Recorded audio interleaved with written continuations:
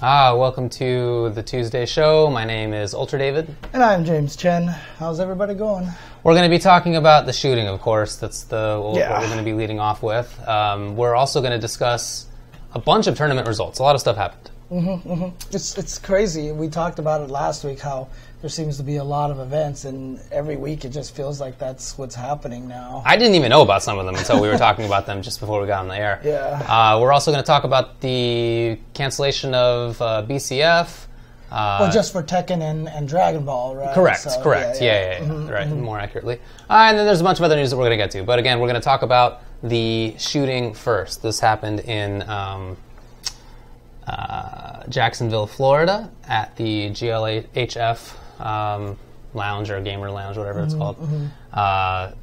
In brief, I guess, there was a Madden event going on, and some guy who was a competitor in that event, I guess, lost, left, came back, shot a bunch of people, killed himself. They said, I think he killed 3 people, or did he only kill 2 people? I had read 4, but I'm not sure if that's been updated since then. Okay. And his name is out now, but I don't want to. Yeah, exactly. Not gonna help spread that around. So you can find out if you are interested in doing so. If it's been updated to 2, then I'm glad to hear that rather than 4. So. Okay. Anyway, so that's what occurred. Nothing nice to say about it, obviously. This is something that's been going on forever. In the United States of America, mass shootings have become more and more of an issue over the past couple of decades. It is not a new trend. In fact, we in the past have discussed on this show how the FGC should deal with mass shootings. Most specifically, I think the impetus was the Vegas shooting. Right. And what that implied for EVO, but also for other events, and the fact that it could happen in the FGC or in eSports. Or maybe it actually, if you recall, there was also a call-in of a bomb or a potential shooting at an event that, of course, didn't happen. There was also someone in the chat talking about EVO at one point in time, Correct. right, at a chat. Yeah. Correct, yeah. So, in fact, that might have been Twitter. Was it Twitter? Oh, yeah. Okay. Anyway, so it's something that we've discussed in the past, which means clearly that we're thinking about it, right? So this is not like it's out of the blue. I wish it were, but it's not, because we're also accustomed to having mass shootings in the country. It's seemingly affected everything. Obviously, schools are a major thing, but movie theaters and just walking around, grocery stores, restaurants, it's just everywhere. Yeah, I mean, I've had a lot of people tell me, that, because I tweeted out, one of the first things I tweeted out after the whole thing happened was, I felt like one of the most important things to establish was that, we shouldn't stop going to events. For sure. We can't let the fear kind of keep us from doing things that we love. Now, I had a lot of people responding to me like, I am scared, et cetera, and, I was like, dude, I can't blame you at all. If you don't want to go anymore, even though I'm like, let's make sure we still go. If you're scared to go, there's nothing I can say to that, because you are absolutely justified into doing that. But the problem now is that if you're scared because it happened at a video game tournament, I mean, just imagine how every parent with a child in school feels right now. Think about going to a church, going to a gay club, going to, any one of these kind of situations. You just have to, it just has to be on your mind. There's no, I don't feel like there's anywhere in the country you can go these days outside of a completely secluded forest or something like that you can actually feel safe that nothing like that is going to happen. And it's big cities and small towns. I mean, it's happening everywhere. So it's a fact of our lives. I wish that it didn't happen for esports in general, obviously. I mean, I wish it didn't happen anywhere, but I wish that it hadn't affected us as directly as it does. That said, the fact that it has, I think, must bring home to people, as you indicated, that it's not something that any of us can escape. If previously you thought, oh, I'm not in school, I don't go to church, I don't go to clubs, I don't work in an office, I don't go to movie theaters. Right. I'm not sure how many people are involved in that, but just all these little Venn diagrams, and I don't know how many of them are outside of all of them, how many people. But now certainly all of us are well within that. So it's something that we have to think about and grapple with. and I think there's a couple different angles on it. One is what sort of the grander question. Which is clearly that guns are a major problem. Yes. It's obviously the largest predictor of having major gun violence is having guns.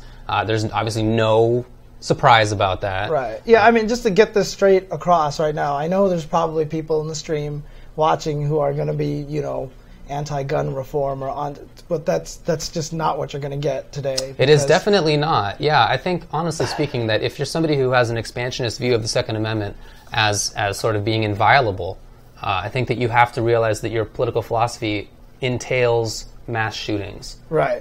If that's something that you accept as maybe like the price of liberty or something, maybe. Right, but you have to sort of grapple with the fact that that is it's one of the results of your political philosophy. So please understand that. I wish that people would change their minds. Obviously, there's not going to be a lot of that. So as far as the grander question goes, I don't expect that the fact that it's happened to video gamers will make the difference. It's happened to everybody else. Dude, and nothing has changed. I don't know why we would be sort of the straw that broke anything's back. Trust me, I said this in Twitter a number of times already to people. I was like, if kids being shot in school has not changed anything, and sorry to have this kind of bleak outlook, but a bunch of gamers at a gaming tournament, it's not gonna add anything to it, right? Absolutely right. Of course, look, other countries have murder, right? No society is without killing. There's just, that happens. The question is, do they kill with a knife? Do they kill with a small gun? Or do they kill with a weapon that's capable of killing multiple people in very short periods of time? At long ranges. At ranges, right? So with extreme accuracy with laser scopes. For sure. Right. So the point of gun control is not to get rid of crime, right? There's nobody's pie in the sky about it. It's just let's cut down on how many people are murdered, and by the way, how many people accidentally kill themselves or their friends and family with guns in their home, which is the biggest way that people die from guns. So and that's suicides as well. Right. Well, that's part of what I mean. But I would love it if we could change things. I just don't expect that we would be the reason that things do get changed. I think there's got to be a much... I mean, think about this, poor school that got shut up and the students organized rallies, and there were major rallies, featuring thousands of people. They were broadcast on television. They interfaced with senators and congresspeople, and it just didn't matter. I don't think that we're going to be the people who make it happen. Dude, again, the guy who shot the Man tournament did it from a secluded location, from an area that nobody saw. It's not like he burst in through the front door and shot anybody. So if anybody at the Man event had a gun, they weren't going to stop him. In fact, there was a picture of Ronald Reagan 10 seconds before he got shot, and it pointed out to 7 people around him. They all had guns. No one stopped Reagan getting, Dude, it's just a fantasy. Right. It's just a fantasy. You'll hear first responder after first responder say things like that they're not Superman, they can't handle everything. Many of the schools, several of the schools more accurately, that have been shut up with mass shootings have had security guards. They've even had policemen in some cases. They've also had very quick responses by police people in other cases. And that hasn't mattered because they're not Superman. Nobody is. There's nobody like that. So rather than thinking what the response is once there is a shooting, or once you sort of know that somebody is doing it, it's not the right question. The right question is, how do you prevent it from happening in the first place? Right. So someone in the chat says part of the Jackson FGC. Oh, Loshtadosh says, I'm part of the Jacksonville FGC. Right. A woman who's part of their GAAM Games Art Music community started a GoFundMe for the victims. Is it okay if you post the link? I was going to talk about it anyway. Sure. I already have the GoFundMe on literally has it open. I have it on my page right here. Yeah. I was going to talk about it. So Loshtadosh, please do it right now. Just please put it in the chat. Yeah. Look. Yeah, the victims. Oh, sure. For sure. I have their names here. I apologize. I should have had this ahead of time. They don't actually have it listed here in the GoFundMe. I can probably do a quick Google search for it. So, but I know one of them. I kind of didn't want to say their names, but that's of the victims, right? Of the victims. Oh, okay, my bad. One of them was I think a player named True. The other one, hang on, let me get to it really quick.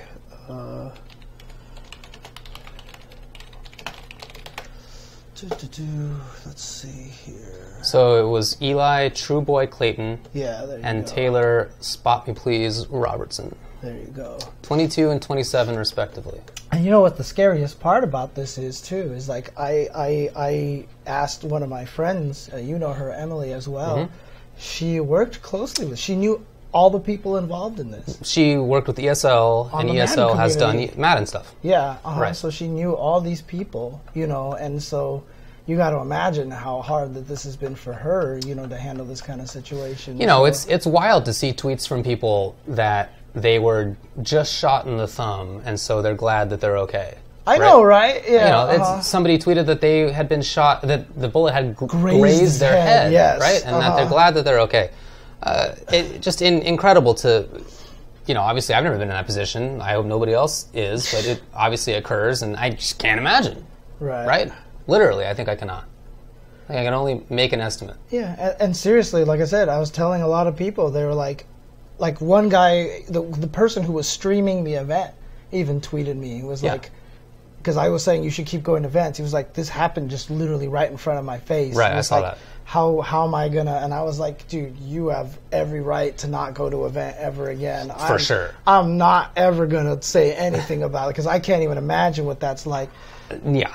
You know, and you know, there's always gonna be. I mean, like I got into it on Twitter. I posted about it. A lot of people talking about it. You know, you get all the same arguments. I don't want to sit here and make this a pro-anti-gun kind of debate kind of thing. Fuck guns. Yeah, pretty much. But like, I don't like them. You know, it's ironic to me that, you know, a lot of people stand behind the Second Amendment as we have to fight a tyrannical government, right? Yeah. So it's this whole thing like we should have guns just in case our government's tyrannical, right? One, it's like we're not going to beat body armor, assault rifles, tanks, and drones, and airplanes and stuff. And two, wouldn't that mean then we should also have a right to health care? Because we should then all be able-bodied to be able to fight back, you right? know, it's not a cohesive political ideology. Right, exactly. Yeah. And by the way, the idea behind that is something that doesn't have, it's not like a nice history, right? It extends from the fact that the southern slave states wanted to make sure, to the extent that this is at all real, some of the writings make it unclear what the meaning of the Second Amendment was at all. But one of the common sort of reasons for it was that the southern slave states wanted to make sure that their militias wouldn't be overrun by the federal government, and so it was in their minds explicitly about slavery, as some things in the Constitution are. It's not the only part of it, of course. That idea was later brought up again in the Jim Crow South. It has significant relationship with the growth of the KKK. And domestic terrorism from white people against black people. It's not a nice history. The idea that tyranny is something that you have to overcome is largely used by sort of racist rural whites against other people. It's not a nice origin. Yeah, and I mean the whole thing about and in any case, as you said, it's not practical at all. Yeah, the Second Amendment being about an individual's right to own a handgun is literally like as old as Street Fighter 4. It was like determined in 2008. It was a Supreme Court case in 2008, DC versus Heller. That case finally reviewed the Second Amendment, which had never been done by the Supreme Court. The Second Amendment at one point, for a long time, was called the Forgotten Amendment because it had so rarely been addressed. It was not thought of as a core amendment or as giving any core rights to people for many, many years, most of the country's history. The very first time that there was anybody in recorded law review history, law reviews being sort of the scholarly magazines that lawyers write for each other, that was in 1960. And it was done by a law student, not even a professor, somebody just coming up with ideas. It wasn't until the late 70s that the NRA decided to pursue that stuff more often. It wasn't until the mid-90s that many, even conservatives, started to believe that the Second Amendment had an individual right associated with it. And as you said, it wasn't until 2008 that the Supreme Court agreed with that. It had been considered a collective right. That is to say, rather than giving it to an individual person, the right to keep and bear arms, it was understood as being granted to the militia, which was often understood as being granted to the state, rather than to any individual person. So the Second Amendment is not like some extremely important part of the Constitution. It hasn't been considered like that for a long period of time. It's just a super effective PR campaign in the last about 30 years, 35 years, that has really made the difference. So it would be great if we could counteract that. I kind of don't see why not. Like, why would, if it's just a PR campaign and now we just need a counter PR campaign, why not?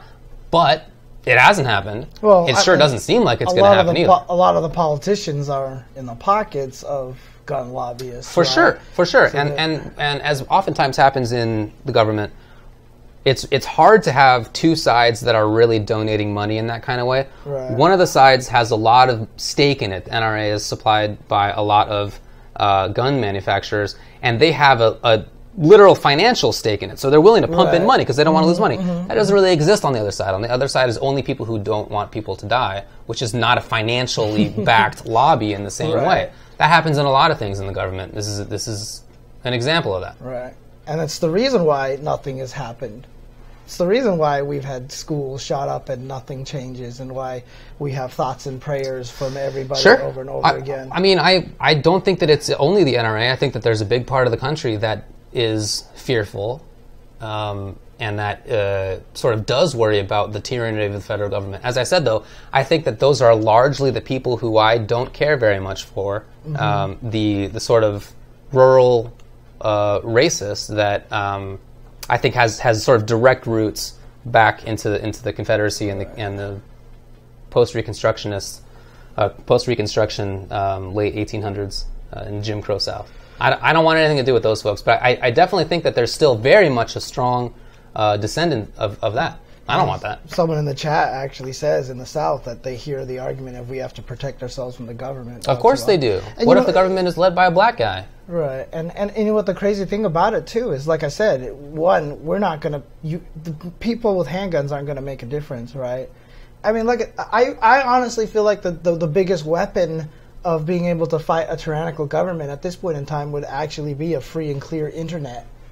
Because then people could communicate and show what's going on. People could communicate and rally together and, that kind of thing, So like I said, also, just having good health care would be a better way to do that, because then everybody would be able to work. Because it's not about having guns and shooting, too. If you're fighting a war against a tyrannical government, you got to have people who can build things. You got to have people who can tend to the sick, to the injured. You have to have people who can harvest food and do all these things for the whole greater thing. So having able-bodied people, having health care, all these kind of things. But it doesn't correlate with each other because there's no cohesiveness to the thought of having guns. It's much more about fear. Right, because they talk about mental illness. They don't provide any way to give people the treatment for the mental illness. Right. It drives me nuts. And then on top of everything, and I don't know why this hasn't been the biggest red flag to anybody who's kind of pro-gun, the NRA is banning guns from their next convention. Well, they've done that for years. Right. In fact, that is such... that has been going on long enough that there's literally a study I read yesterday that looked at whether gun-related accidents drop on the weekend of the NRA convention, because so many gun-having people go to the NRA and can't to the NRA convention and then can't use their guns there, that they're not in their local communities with their guns. Right. So does that cause a drop in how many gun-related accidents and even just killings happen on that weekend? Yeah, like a 20% drop. It's like a very substantial drop. And of course, that's not everybody who owns a gun. It's a tiny percentage of the people who own a gun actually go to this NRA event. And yet, there's a substantial drop in the number of gun-related accidents and fatalities. Yeah, because that right there, that is a very clear sign. I mean, on top of all it's super obvious factor, it's a very clear sign that guns themselves, the having of guns, is a major predictor for whether there's going to be gun violence. Right. And, you know, the thing is, all these shootings that have happened have been from people who have legally obtained guns. I know a lot of people talk about, well, if we ban guns, only criminals will be the ones that have guns. Half the time that these killings happen, it's from people who aren't criminals.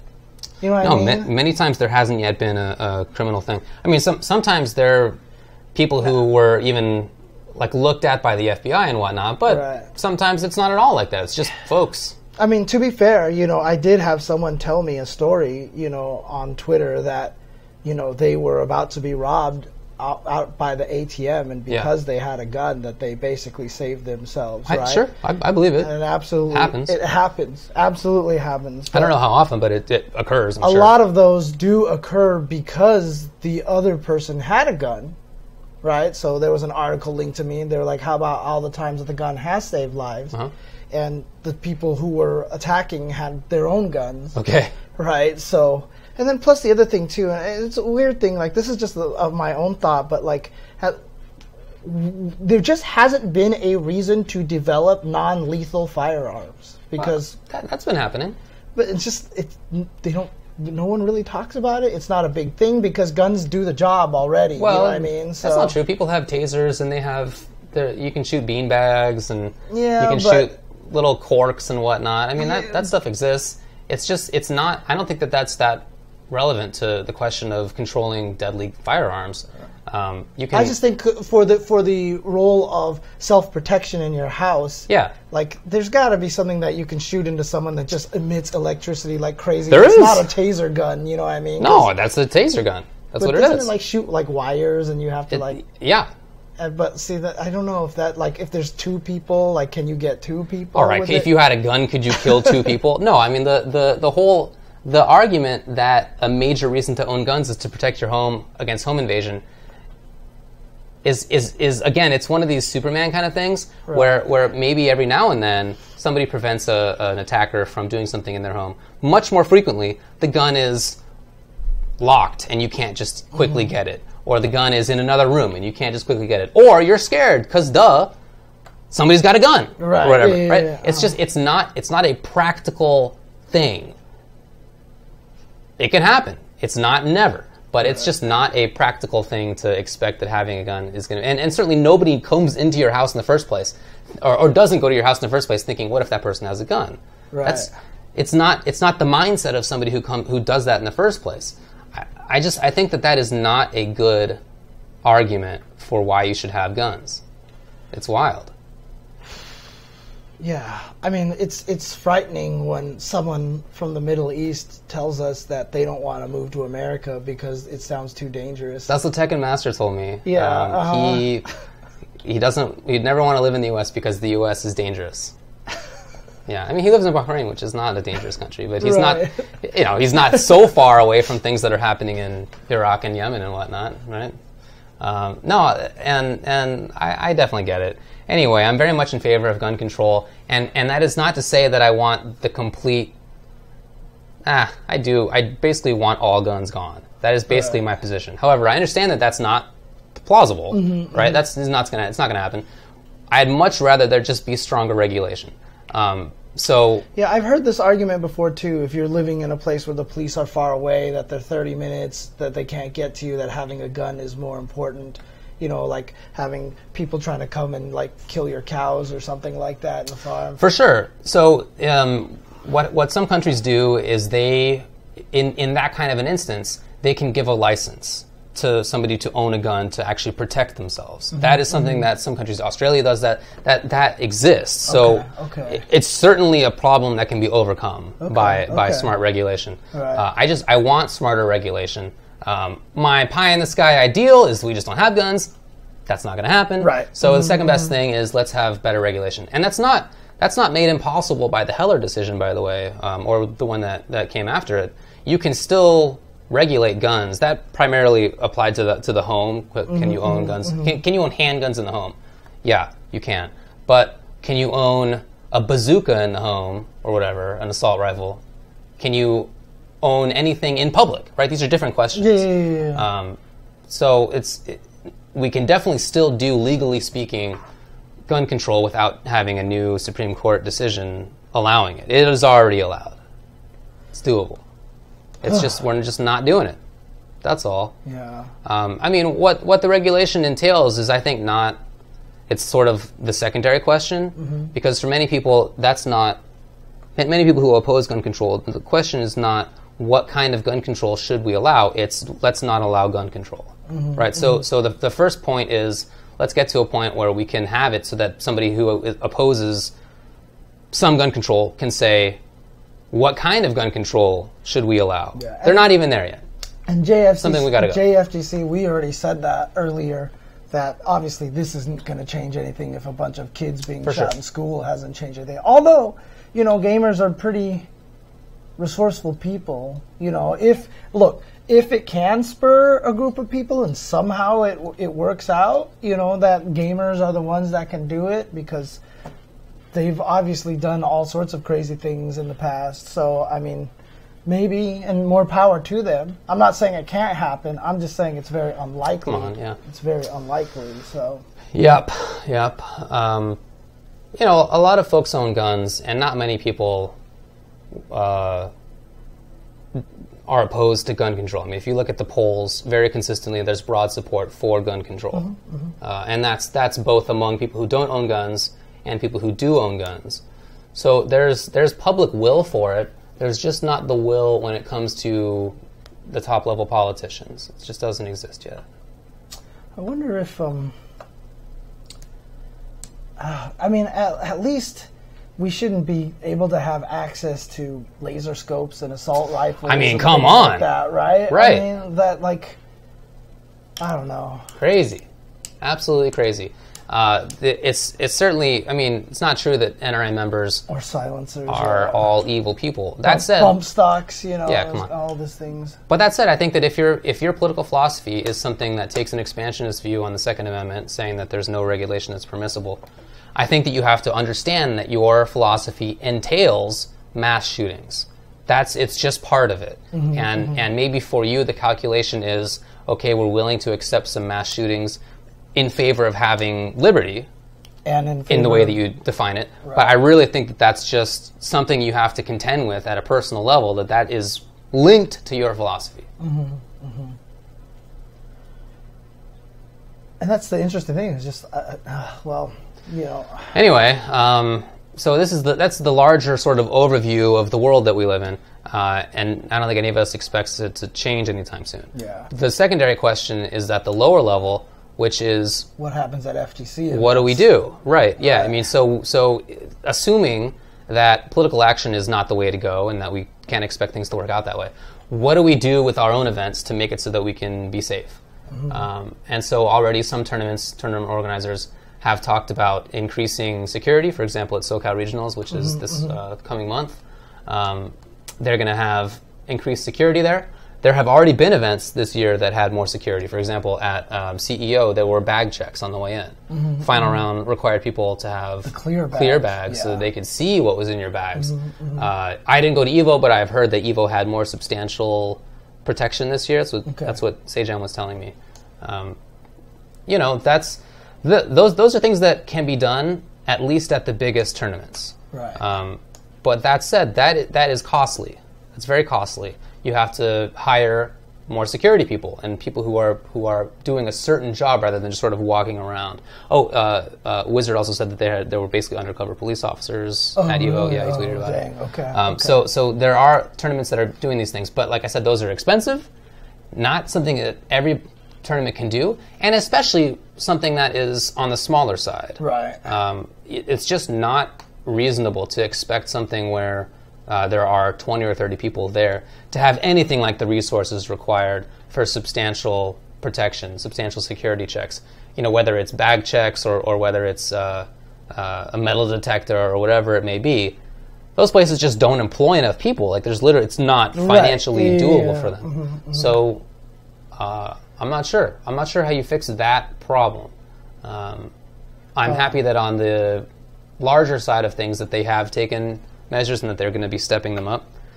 But that's, it's an unsatisfactory response. It's all they can do, but it's not it's not getting at the root problem, right? So, I mean, we talked about the root problem. It's just, obviously, it always has to go back to the fact that there is this root problem, and we only have so many resources as individuals in events to combat what we need to do. I also think one of the root problems that we didn't talk about here, that in my opinion, I think is one of the biggest problems, is just that there is a weird glorification of guns in America, right? Weird. So it's like owning guns, like you polish them and display them in cases like it's like a car, you know what I mean? Or it's like a trophy kind of thing. You brag about the gun, you know, and stuff like that. And you know, there's that video of them like having a little kid holding a gun and the parents laughing and being like, "Oh, look at him! You know, look how cool it is." You know, and it's like there's just this gun worship in our countries, and I'm not sure where that came from. I mean, it's been around forever, right? It's been around forever, and I think a lot of it has to do with just the, you know, militaristic nature of the country. For sure. You know, and again, it's like I said, I'm not saying that I'm against the military or soldiers or anything like that. That's a completely different thing. It's more just that, you know, there is this promotion of, you know, the soldier being the archetype, emotionless, powerful, you know, and I have a gun and I can shoot people, and this is an admirable thing. Yeah. You know what I mean? Rather than like a sort of necessary, somebody has to do it kind of thing. Right. It's aspirational, which it should not be. Exactly. So, but yeah, so, I mean, at this point, you mean, the hard part about it is a lot of joysticks have a lot of space inside them. Especially custom joysticks, right? So you could definitely fit things in there. You fit sandwiches inside your... I definitely did. You know, in your burritos, to be precise. But yeah. What is it? Burritos. Oh, burritos. You fit burritos in there. Okay. Only burritos. But, you know, a lot of the joysticks already have a lot of space in there. Yeah. You know, so what is it going to come down to? Are all joysticks going to have mandatory openable? Because a lot of joysticks, you have to use a screwdriver to open them, right? And so are we going to have to only regulate it so that only the TE2s and the joysticks that can be opened up so we can see inside them can be brought into events now? You know, I'm not sure what the situation is. No, there's only so much that you can do. You know, keep in mind that, for example, when the TSA checks you going through an airport, that stuff is not terribly effective. Time and again, there have been tests to see how well that security does, and the failure rate is in 90% oftentimes. Gigantic failure rate. So it's not like that is the effective part of it, right? I mean, it's just not effective. It's a show. It's a theater. Security theater. That's what folks call it. So I think that it's kind of like the red light on a car trying to deter, you know, people from stealing your car, right? Yeah. That actually may be more effective. I don't know. Anti-theft system, which is literally just a blinking light, making them hope that, you know, trying to trick them into thinking you have an alarm in your car. Yeah, for sure. So I mean, I don't have much faith in security of that sort anyway. Right. But you know, certainly it cuts it down from 100% to 90% possibility of getting something through there. So there's a reduction of some degree, which is, I suppose, better than nothing. But no, I would hate it if something happened where somebody brought a stick in that had a gun in, and then we have to spend the next dozen years doing the same thing of the sort of equal idea of taking your shoes off before you walk in because one time a guy tried to light his shoes on fire on the plane and failed. And because of that, for the last however long it's been now, 12, 15 years, we all have to take our shoes off when we go in. Why? Yes, there was a shoe bomber, intended shoe bomber, who failed. Somebody saw him trying to light his shoes with a match and stopped him. And it didn't even work, right? But we still have to do it forever. So I don't want that to happen with something like a joystick where it just becomes a show and it's just not relevant. So I would hate that. But maybe we gotta, you know, I don't know. Right. I mean, when the government just won't help you out, you have to act on your own. And this is, I guess, what we are reduced to doing. Oh, boy.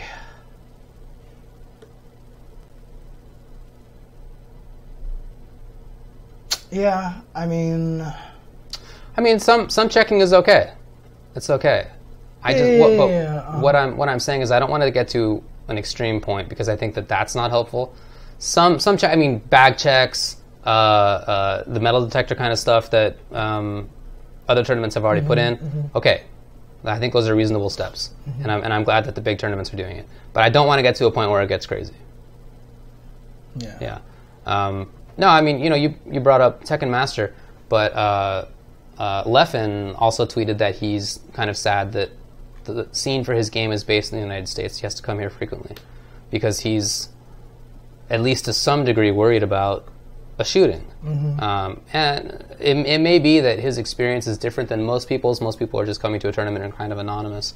But in the Smash scene in particular, and for all the scenes in general, top players get more attention, and more negative attention as well as more positive attention. So for him, I can imagine it being feeling like more of a dire thing. Remember what happened with Zero? Yes. He had literal death threats. Literal death threats. Right? He had literal death threats for himself, so... Yeah.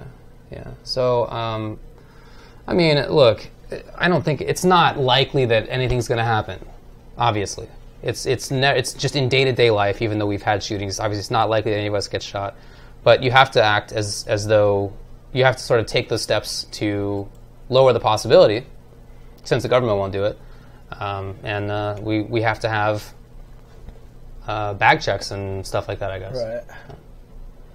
Well, I mean, I'm glad that a lot of the events are stepping up for it. It is a necessary evil. I don't know what's going to happen with like the NLBCs and the Wednesday night fights. There's only so much they can do, right? Yeah. Fights and stuff like that. I mean, I went to NLBC earlier this month. I saw that place. It's just a little store. Right. There's no way they have the resources for that. Yeah, exactly. No way. So, yeah, it's an unfortunate situation. It's frustrating. I mean, honestly, though, really, again, if anybody has the link, I'll post it again into the chat. But there's also this right here, the GoFundMe for people to donate to this to try to help support. Again, I mean, some of the guys who were... one of the guys who was killed had a wife and a kid and was doing this to try to earn extra money to help support his family. I mean, literally, that's what he was doing, And it's terrible, so... Yeah, for sure. For sure. Yeah. No, it's bad news. Bad news. Anything else to say about the event itself and your reaction to it?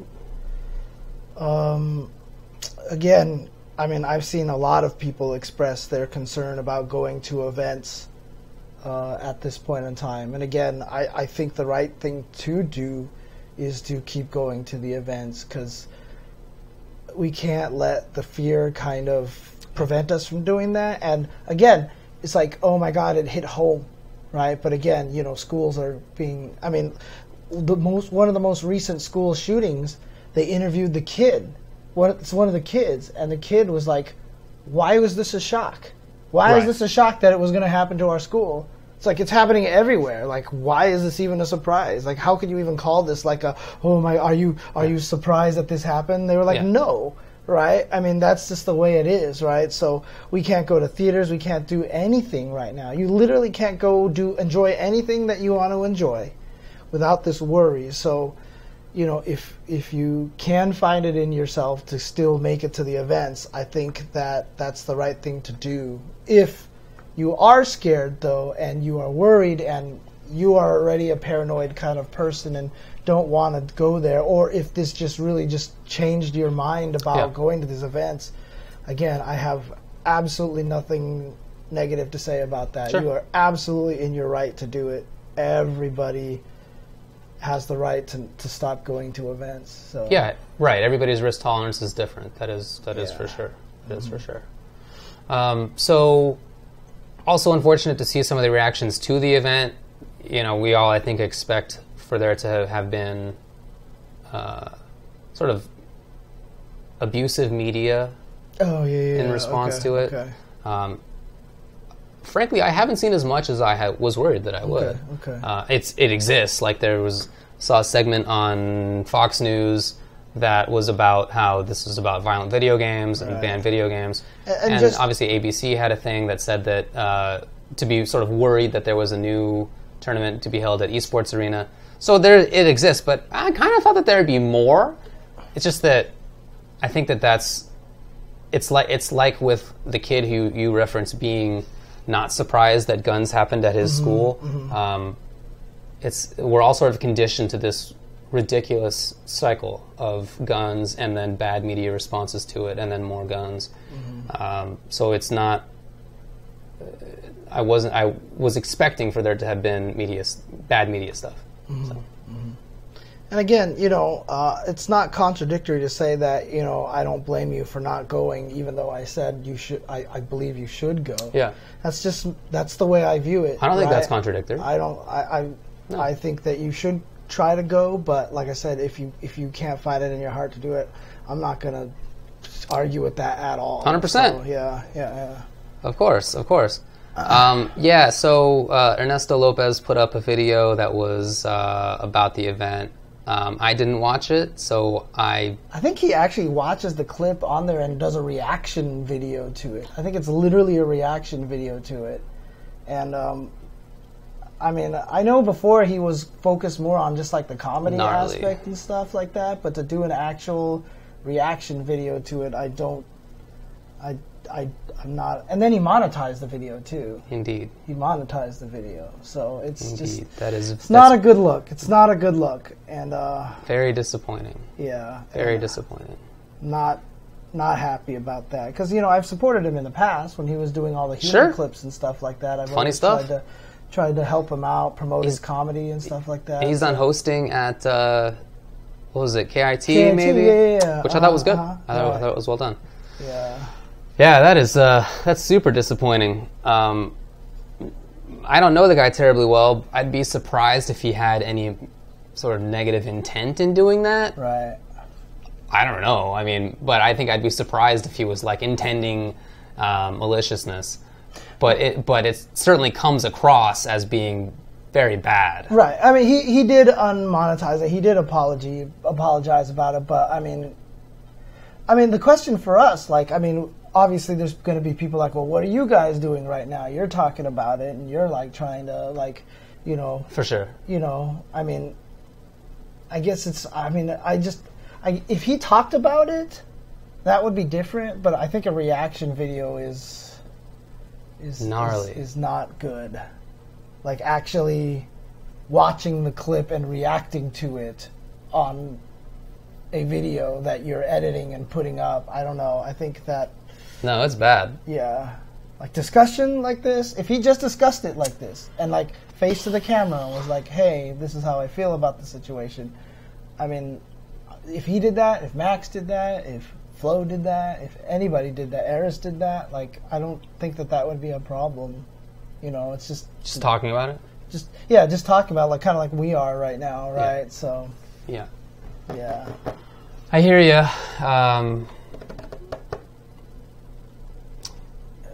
Nothing great to say about that. So.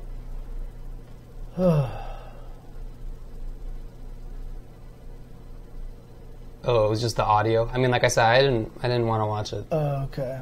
I didn't think that would be something to support. So Yeah. But still, folks are saying he just listened to the audio. That's bad. A lot of people have said that that's one of the most terrifying parts of it, is the audio, because they're just as soon as they hear it, it's frightening already. You know what I mean? So. Okay, yeah, he watched the one that had the in-game footage plus the audio, yeah. Okay, yeah. Okay. That's really bad. Obviously it's a depressing Tuesday show. It's a depressing time, right? What a thing to say. It happened, and it's in the eSports world. We're all trying to do eSports over here. Look, it directly impacts us. It impacts everybody who goes to events in person, which is a lot of people. Mm-hmm. Yeah. It impacts, as we've been saying, everybody who does almost anything in the U.S. But now there's sort of a direct impact into something that we do. So. Okay. Yeah. You definitely have to talk about it. Is there anything else to say about it, though, right now? No, I don't think there's really much to add to it, to be honest with you. I think everybody's kind of gotten a big, they've gotten enough of it already. Cool. Well, some fun stuff did happen this weekend. Well, before I do that, though, let me do one more thing. First. What's that? Let's take a break first. Well, let me do one thing really quick. I just okay. I just want to put this on the stream right here. And this is the URL of actually, I'm sorry. Yeah, continue. This is the URL of the GoFundMe here. Just GoFundMe.com/GamersGiveBackGLHF. If you have trouble remembering that, good luck, have fun. Right. So Gamers Give Back, good luck, have fun, GLHF, and you can go there and donate and help support to help the people affected by it recover. Yeah. Recover from it. So. I did see the tags that he used on the video, and they were not good. I mean, look, my bet is that he just has a standard set of tags that he applies to every video, because we do that. Right. It's just like a template. Yeah, template basically. And so if his normal template is to be funny, I mean, my guess is he just copy and paste that into this video without even thinking about it. Right. Because I've certainly put up videos that I don't think about the tags for. I just put the tags up, and sometimes I'm sure they haven't been exactly appropriate, but it's like you don't even think about it on the creator side. So that's my guess. Right. That's my guess. I don't think that's he's not like trying to make light of it. I don't think that's the intention. Yeah, for sure. But that's bad news for sure. I mean, the whole thing is bad news. Right. All right. You want to take a break? Yeah, I would like to take a break first. Okay, let's take a break. When we come back, we'll talk about some results. Lots of results happening this weekend. So be right back, guys. Oops, Sako's still here. And there we go. It's a nice eye wash, though. It is. All right, welcome back to the video games part of the show. Let's talk about tournament results, because quite a few things did happen this past weekend. Yeah. We will begin by talking about eSports Festival Hong Kong. Yeah, that 2018. one was a premier event. Street Fighter 4 CPT premier event. 5. Street Fighter Wow. 5. Correct. Street Fighter 5. Weird. Oh, man. Can't believe I'm thinking about 4. Because I was thinking about Dan earlier today. Oh, that's right, because you found that video. Yeah, I found that video. Yeah. I watched it again. I was just like, man, David totally should have won that. I just, anyway. But yeah, eSports Festival Hong Kong, taking place in, obviously, Hong Kong in China. A lot of strong players here again. Oh, yeah. Crazy strong. Asia. But again, the cool thing about it is a lot of players making the trip out there. I know Alex Myers is out there. Justin Wong was out there. Did Justin play in this? He did. He did play in this, okay. Oh, yeah, he got, I think, 17th. Okay. And then also, of course, the Dominican Republic, Mena and Kaba out there. You know it. And Kaba, if I just go straight into the results here, Kaba. Wait, before you do the top 8, let me talk to you about who didn't make top 8. All right? In 33rd place, Mena RD, Gachikun, Itazan, Moke, XYZZY, Tokido. Oh, that's like the lowest Tokido has ever placed. I think it literally might be the lowest he's ever placed. Crazy. In 49th place, players including Mago, Storm Kubo, Oshin Chang was out there, by the way, Hot Dog 29, Haku, etc. Mago, that's Sako's babysitter, right? Just kidding. 25th, Jiwa, Xiaobao, Punk, Ricky Ortiz. Let's go, Jiwa. Yeah, for sure. M. Lizard, who beat Daigo and was pretty sick looking. Human Bomb, to 4. 17th places included Daigo Umehara, Xian, Justin Wong, Nemo, Angry Bird. 9th places included GamerBee, Xiaohai, Big Bird, Momochi. 13th, Dogura, Gafro, Anman, and Kazunoko. Come on. The players who did not make top 8, ridiculous. Yeah. This event was crazy stacked. The CPT premier events are kind of lopsided in terms of geography and time. Asian ones are basically on this half of the year. Yeah. Right? They're after Evo. So players who don't feel like they're set in the CPT points or who live in East Asia anyway, They went. They basically all went, and it was crazy strong. Right. Crazy strong tournament. But, I mean, we were talking about it. Mana RD had a tweet today. He was like, I'm back home, and you guys were all talking smack to me when I said our island has the best Guile. Yeah, man. Well, look, top 8 at EVO. Yep. Third place at, which event was it? Taiwan Fighters. And here he is, 7th place, Rise Kaba. Guile, consistently placing higher than Daigo in every tournament. He beat Daigo at EVO. Oh, I know he did. Well, mirror matches, I'm always like... no, I'm just messing around. Yeah, I know. That doesn't matter But, that much. I mean, honestly, like, Kaba... I think he's the best Guile right now. I mean, I think it's hard to disagree. I don't think that's a hot take at all. I don't think it is either. I don't think it's a hot take in any way, shape, or form, too. So I don't think it is either. Yeah. Anyway, who else got top 8? 7th place, RB Bonchan with Karin, Nash, and Sagat. Yep. 5th place, FAV Sako, fresh from his Taiwan major win with Minot. And 5th place was also Fudo's Fujimura with Ibuki. 4th place, Fudo Haitani with Akuma. So I feel like this is one of his best placings since switching away from Nakali. Okay, yeah, probably true. So I'm really happy for him. But UIU Oil King in 2nd and 3rd place with Rashid, and UIU NL with Cammy in 2nd place. So great job to the UIU team. But Definitely. 1st place, finally, CYG BST Fudo. Finally took one. Armika. I'm so happy for him, dude. I'm so happy because he's been getting so many 2nd places. Got 3rd place at EVO. He's been talking about 2nd at EVO. I mean, think about this is going back to. He got 3rd at EVO. I mean, back in Street Fighter 5 Oh season yeah, 1. You're right. This is the whole length of Street Fighter 5. Yeah, he's always gotten 2nd place. And in fact, he even was questioning himself in one of his tweets. He's just like, I don't know what's wrong with me. I don't know why I can't close these things out.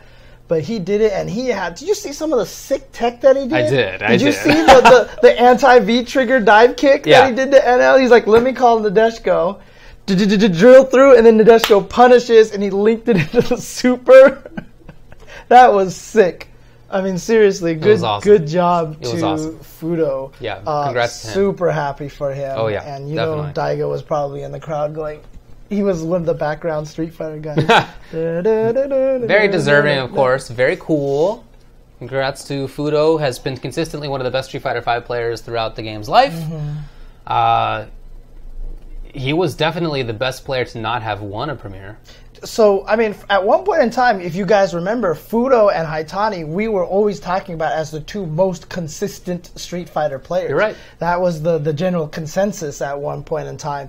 Then Fudo kind of hit a slump, and now... Same with Haitani. Yeah, same with Haitani. Haitani, though, I mean, it comes with a character change. Sure, right? he did switch characters. And you know, Fudo able to take this event with a low-tier character, according to Luffy. I don't know about that. Luffy had the tweet. He's like, congratulations, Fudo, for taking a major and with a low-tier character. I'm sure he was funny. trolling. Yeah, he was for sure. Yeah, he was trolling, but still, That is funny, you know. That is funny. Yeah. I mean, I remember thinking back to when he first picked up Mika, and I thought, that's such a strange choice. Never would have thought that this guy who played Fei Long would play Mika. I thought he would just play like some solid, boring defensive character, right? Footsie's character.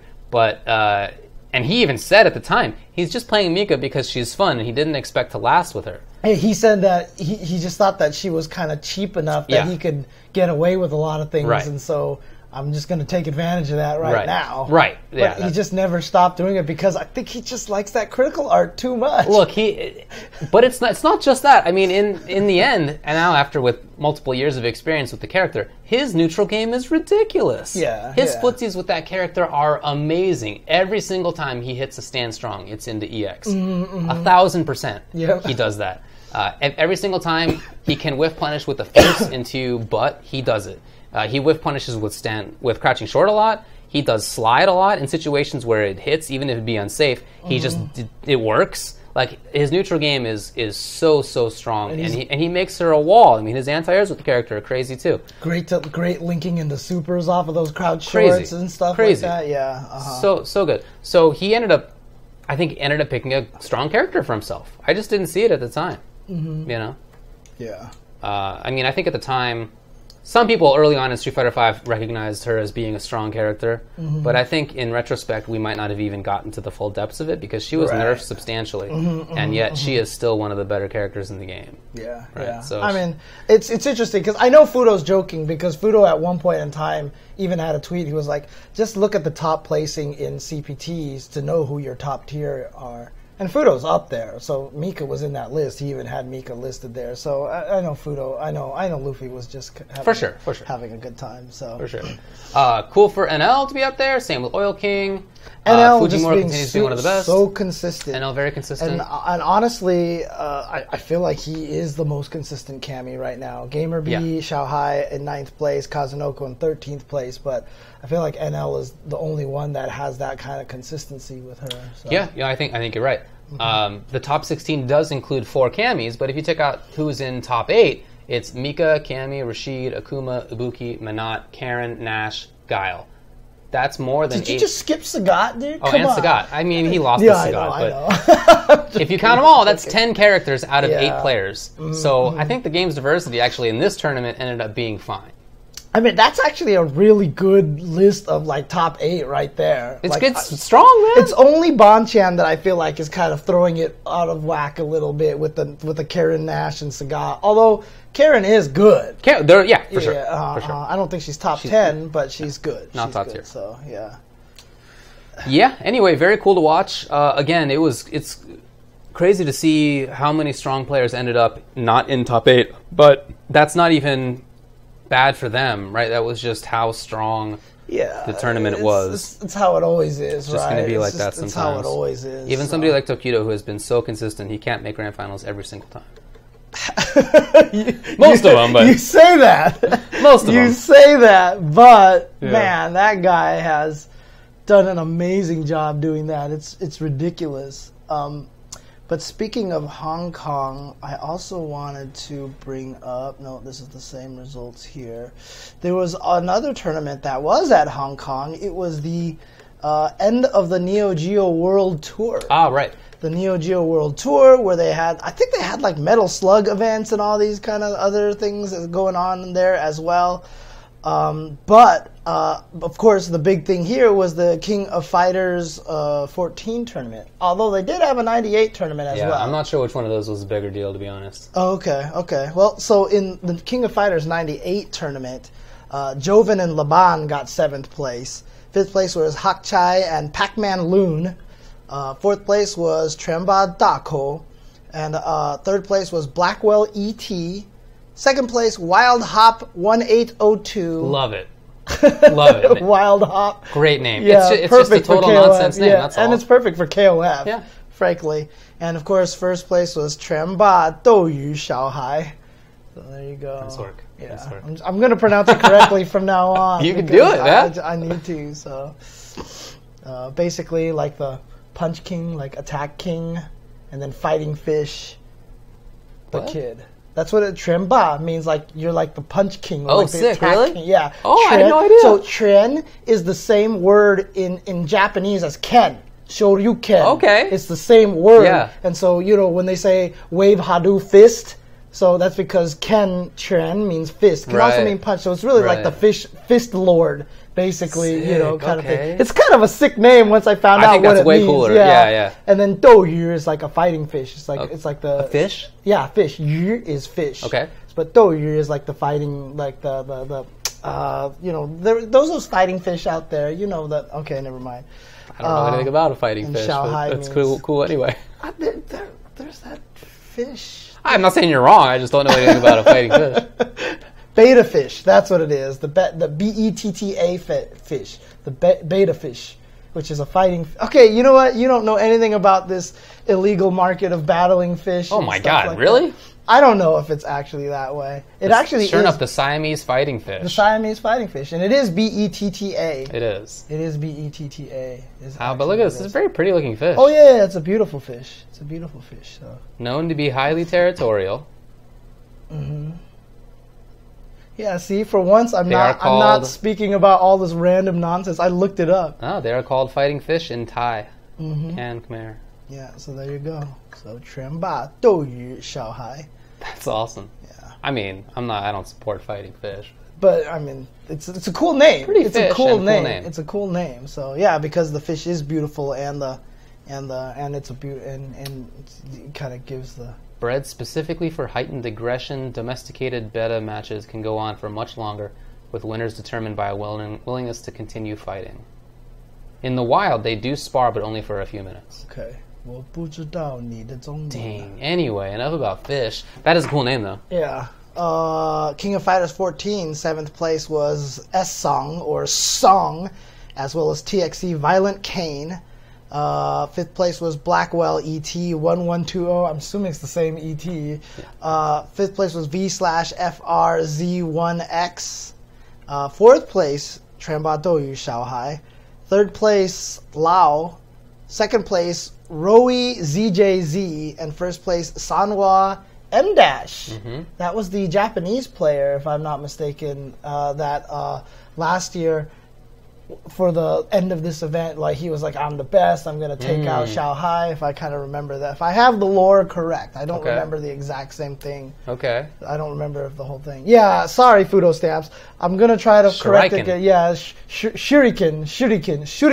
Yes, Shuriken. I'm going to make sure I say that. Because honestly, it was one of those words that I learned as a total kid, you know what I mean? Yeah. I think I learned it from Ninja Gaiden too, the Okay. game, because one of the weapons you got was the Shuriken, and so I was like, oh, it's Shuriken, because I was the English, that was the terrible English pronunciation of it. So now I will try to remember to say Shuriken. Very nice. Shuriken. I thought John Fitzgerald Kennedy's middle name was Fitzgerald for like 4 years when I was a kid. Yeah. Fitzgerald. That's awesome. Yeah. Anyway, a big part of why, I mean, this event was cool, I guess. I mean, it's certainly the players there are fantastic. But I think a thing that a lot of people were worried about was the fact that it was not well publicized. Yeah, that was a problem. Few people knew about it. I didn't know about it in advance. I knew about the tour, but I didn't know that this was like the thing. Right. And I think a lot of people had that issue, so unfortunate. Just a total side thing. Fudo Stamps in the chat types karaoke, right? Karaoke. Okay. Right? It means like empty words or empty song, I think it is, or something like that. Okay. And so... Oh, kata, like empty? Yeah, like kata cancel is the empty Okay. cancel, right? Sense. Same word. There you go. Okay, so, that's good, isn't it? Okay, but that was the... Poseidon. Oh, that's funny. Poseidon. Instead of Poseidon. Nice. That's funny. Empty orchestra. Okay, thanks, Doc Wiley. That's awesome. That is a cool translation. Yeah. Anyway, I really hope that this kind of thing continues, but that they also publicize it better. And, I don't know how it is sort of that it's clearly a big event. Like, M- and Shanghai received $7,200. Like, it's not nothing, right? This is, and there are all these players there. Like, it's clearly something. I just feel that I didn't know about it, and like how, guys. Even if I don't follow a game, I tend to know that. Like, I know about Tekken stuff and Pokken stuff and whatever. I don't know. I would have liked to have watched it. Is basically what I'm saying. Yeah, well, I'm sure the archives are there. Yeah. Unless it's all on Douyu, and I don't know how to activate archives on there. Let's see here. This was... I don't see any link to it. Yeah, anyways, I don't want to spend too much time on this. So. Yeah. But great stuff to these guys, and like you said, hopefully it gets bigger. And you know what? I mean, some people even, someone had me retweet tweet, like, do you feel like the game should be rebalanced now? Because Najd is obviously super powerful. A lot of people have her on their team. Seems common, yeah. So, some people are like, should we get another patch? And I think it wouldn't be a bad thing to do. I don't know enough about it, but she does seem to appear a lot. Mm-hmm. Okay. As a kid, I pronounced Ryu as Roy, because screw it. It's true. I mean, look, some people couldn't even pronounce the American names, right? I've heard people say Guile. Yeah. Gilly, I've heard that one a lot. Yeah. DeHalsem. DeHalsem, yeah, I guess. And of course, my friend was like, you can cure your cough with DeHalsem medicine. Which always made me laugh. Some people actually called him General Ule as well. I heard that, yeah, because they thought that the little part of the G was a dot, so they thought it was G dot Isle. So yeah, yeah, Roy. Why not? Why not Roy? Screw it, Roy. I've heard some people say Dolizm. Zangief should have been Zangief. Yeah, it was after a guy, right? Right, yeah. Yeah, I mean, some of them are just pronounced differently in different parts of the world. Blanca or Blanca, Zangief, Zangief. Like, it's just whatever. That's not a big... But it's not Roy. I can admit to that. I can admit to that. Anyway, let's move on. Did you actually call Ken, like, Khan or something? No, I knew like the that? name Ken. Khan! Oh, man. All right. Okay. What else happened this weekend? We also had Shine, right? Shine took place this weekend. This one was in Boston, Massachusetts. This was a primarily a Smash event. For sure. For Super Smash Bros. Melee, 7th place was IMT Shroomed with Sheik and CLG SFAT with Fox. 5th place, Tempo S2J with Captain Falcon, of course, and 20GX Gatsu with Falcon. So 2 Falcons in 5th place. 4th place, PG Plup with Fox, Sheik, and Samus. 3rd place, C9 Mango with Falco. 2nd place, Liquid Hungry Box. Correct. With Jigglypuff. Who won? Was it Armada? No. It was PG Zane with Marth. So there you go. Zane, one of the players that's been on the uptick, along with Plup and a few other players. You know, obviously Leffen, but he's been he's been knocking on the door for a long time, and he's kind of there already. But Zane showing up here, doing it with Marth. It's like the Mewtwo King right here, right? He's doing it with the Marth. So there you go. And not a common character when it comes to the top level play anymore, which is weird. I mean, if you look at that top 16, he's the only one. Yeah, and then you go a little bit further 17, down, there's some. Yeah, but he's not like it was.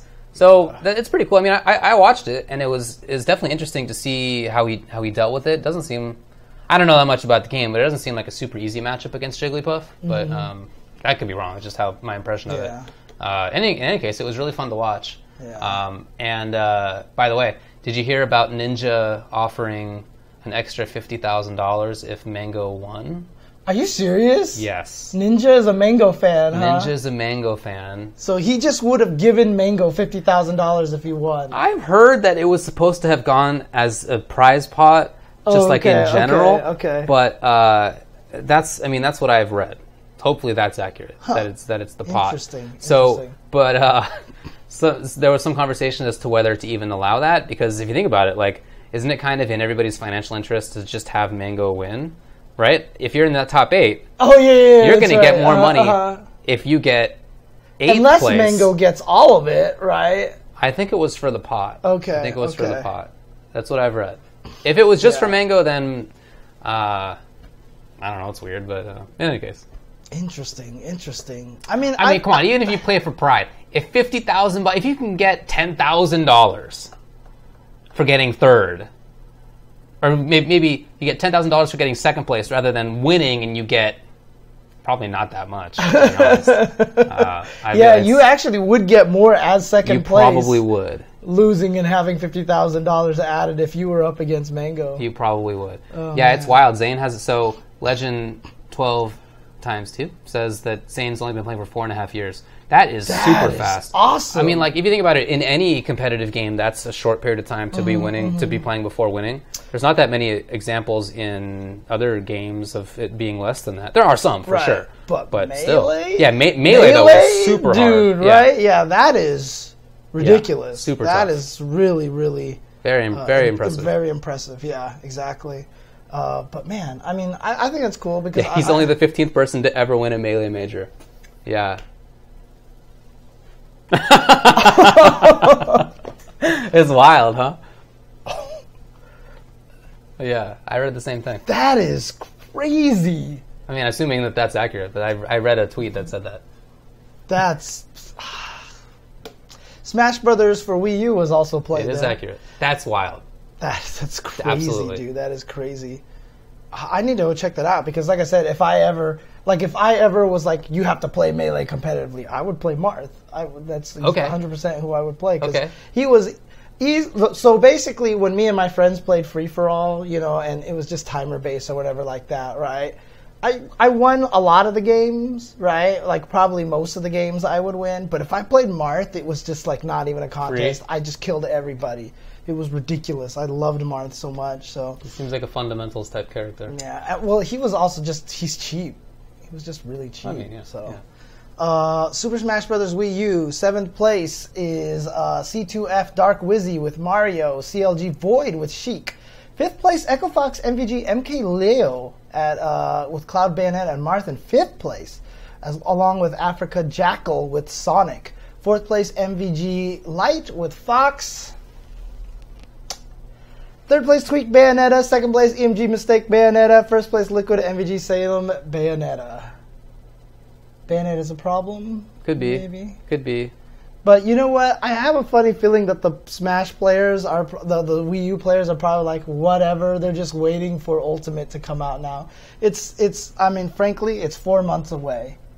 I just don't think that I just don't think that they'll probably even be that mad about Bayonetta. So. They were pretty pissed at EVO. They were pissed at EVO. But They were very pissed at EVO. But I just have this weird feeling now that they're just like, you know what? This game is done. We need to we just need to wait till the new one. So Lima got 17th place, looks like. I don't know. See, there you go. Yeah.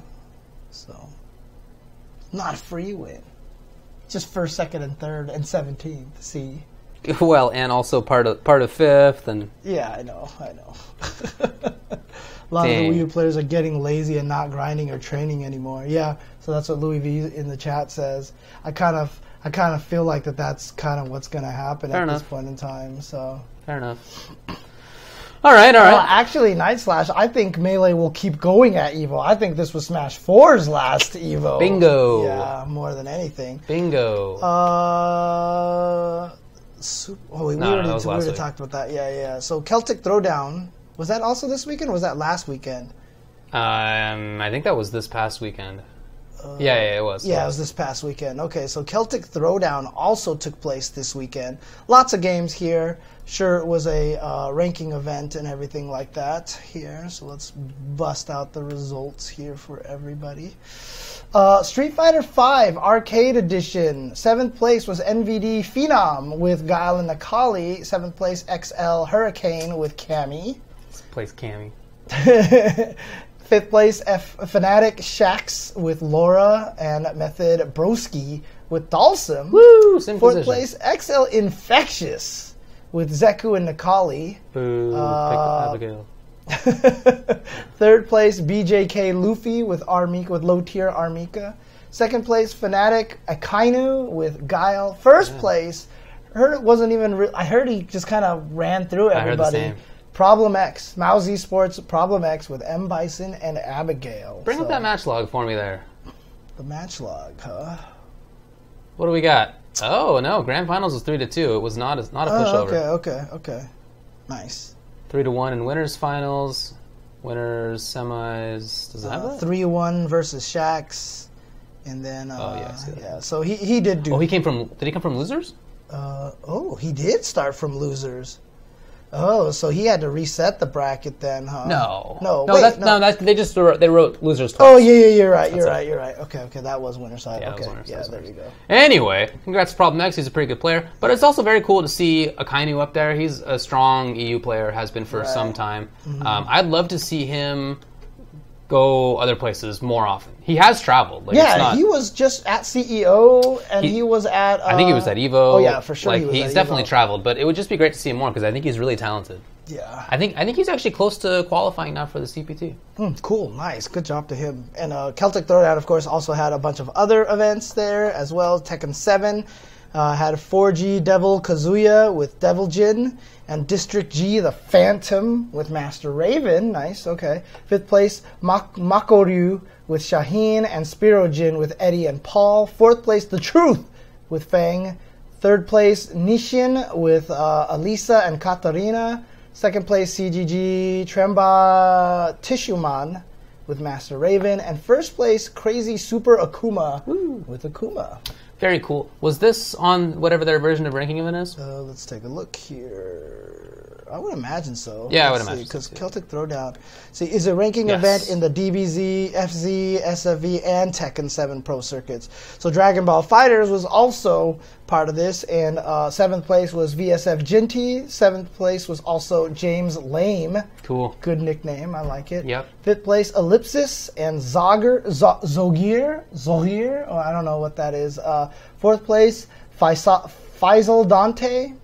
3rd place, Bricterium with Cell Bardock and SS Vegeta. 2nd place, Rudy with Trunks, Kid Buu, and SS Goku. And 1st place, Shanks? Is that different than Shax? I think so. Okay, yeah. Shanks with Android 18, Grohan, and SS Goku. Yeah, so there you go. All right. They also had Super Smash Bros. Wii U there. 4th place was Is It Really John? With Bayonetta and Diddy Kong. 3rd place, Ander with Pikachu and Cloud. 2nd place, Grip Scarfelt with Fox. 1st place, Hound Magi with Mewtwo. See, there's no Bayonettas here. So. What? Well, except for the one you read. Did I read one that was a Bayonetta? You Oh, did. yeah, I did. Really did. BB Tag! Big BlazBlue Cross Tag Battle. 4th place, Nafiel with Blake Jin and Ruby Cordo. Jeez. 3rd place, Boa with Tater Waldstein. Woo! All right. There we go. The Abigail Punch going. 2nd place, Nafiel again with Ruby Gordo, Blake Jin. Okay, so there's a mistake Something here. happened there. 1st place, Gory Snake with Mitsuru and S.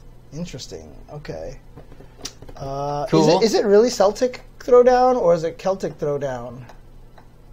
It should be Celtic. Someone's telling me it's Celtic, but I've thought it was Celtic. Dude, I just played a bunch of BB Tag. I put definitely 3 should be hours, Celtic. 3 hours of BB Tag right before the show. So Sick. yeah, just trying out Team Yuzube. I'll talk about that at the end of the day. Do it. Yeah. Guilty Gear Exert Rev 2 was there. 4th place was Nafiel with Kai Kisk and Johnny. 3rd place, James Lame with Dizzy. 2nd place, Vitality Apollo Steed with Venom. And 1st place, Gory Snake with Elfelt. Ultimate Marvel vs. Capcom 3. 4th place, Dr. Sloan. 3rd place, Lythero. Oh, okay. Nice, good job. Phoenix Wright, Joe, Dante. Nice. 2nd place, Nevflin with Ryu, Arthur, Amaterasu.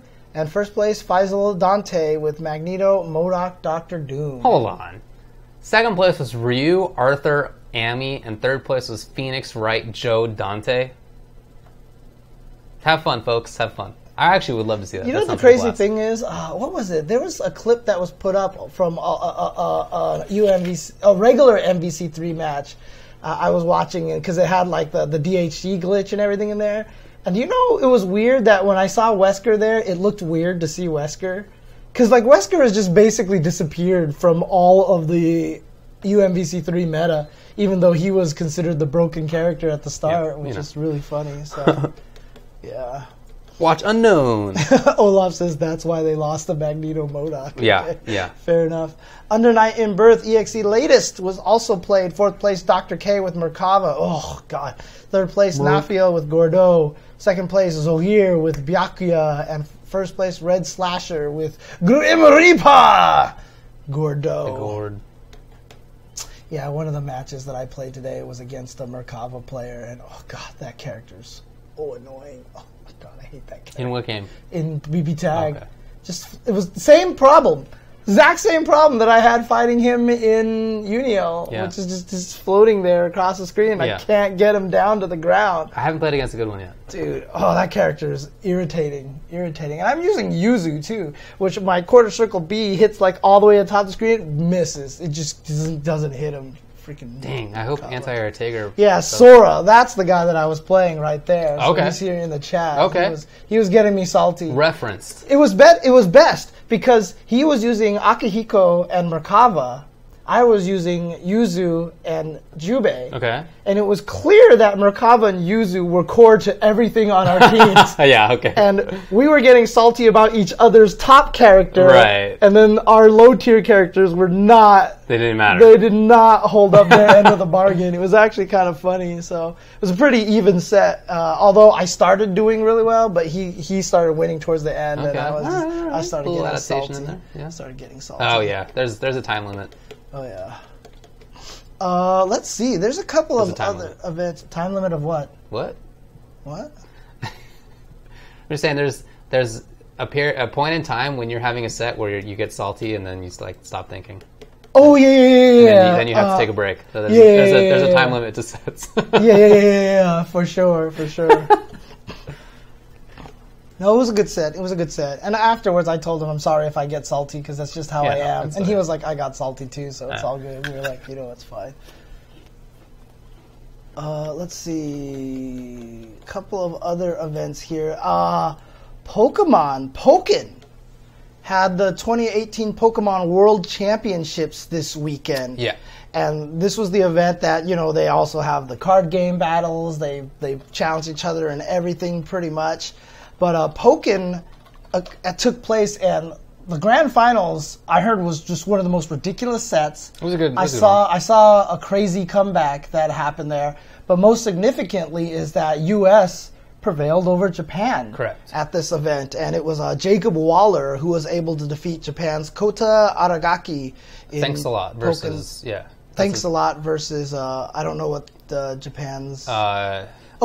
Taru, that's right. Taru. Yeah, he played. He was a good Gengar. Yeah. It was fun to watch. I went back and watched the top 8. Oh, cool. Okay. I wasn't around to watch it live, but I did watch it.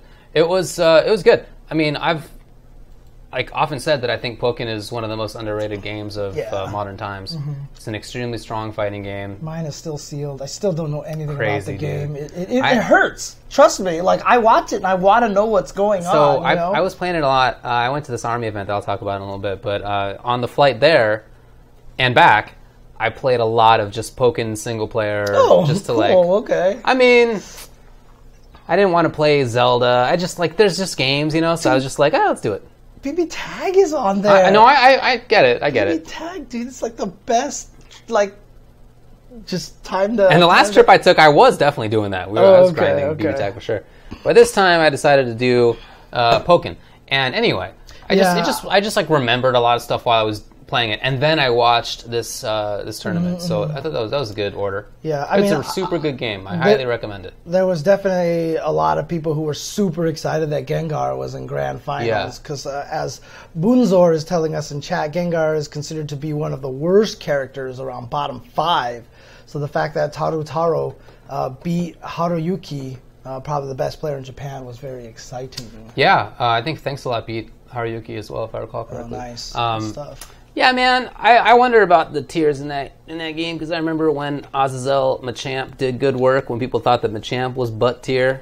I don't know. I'm a little suspicious of tiers in that. Don't trust in the that tier game, list. that community. Yeah. No, but for real, it's a really good game. I do recommend watching it. I would say it's harder to watch than many other games because a lot of the stuff is you sort of have to know what's going on. You got to know, what does it mean when the character flashes green versus flashes blue versus red? That matters. Grab versus sort of guard point armor.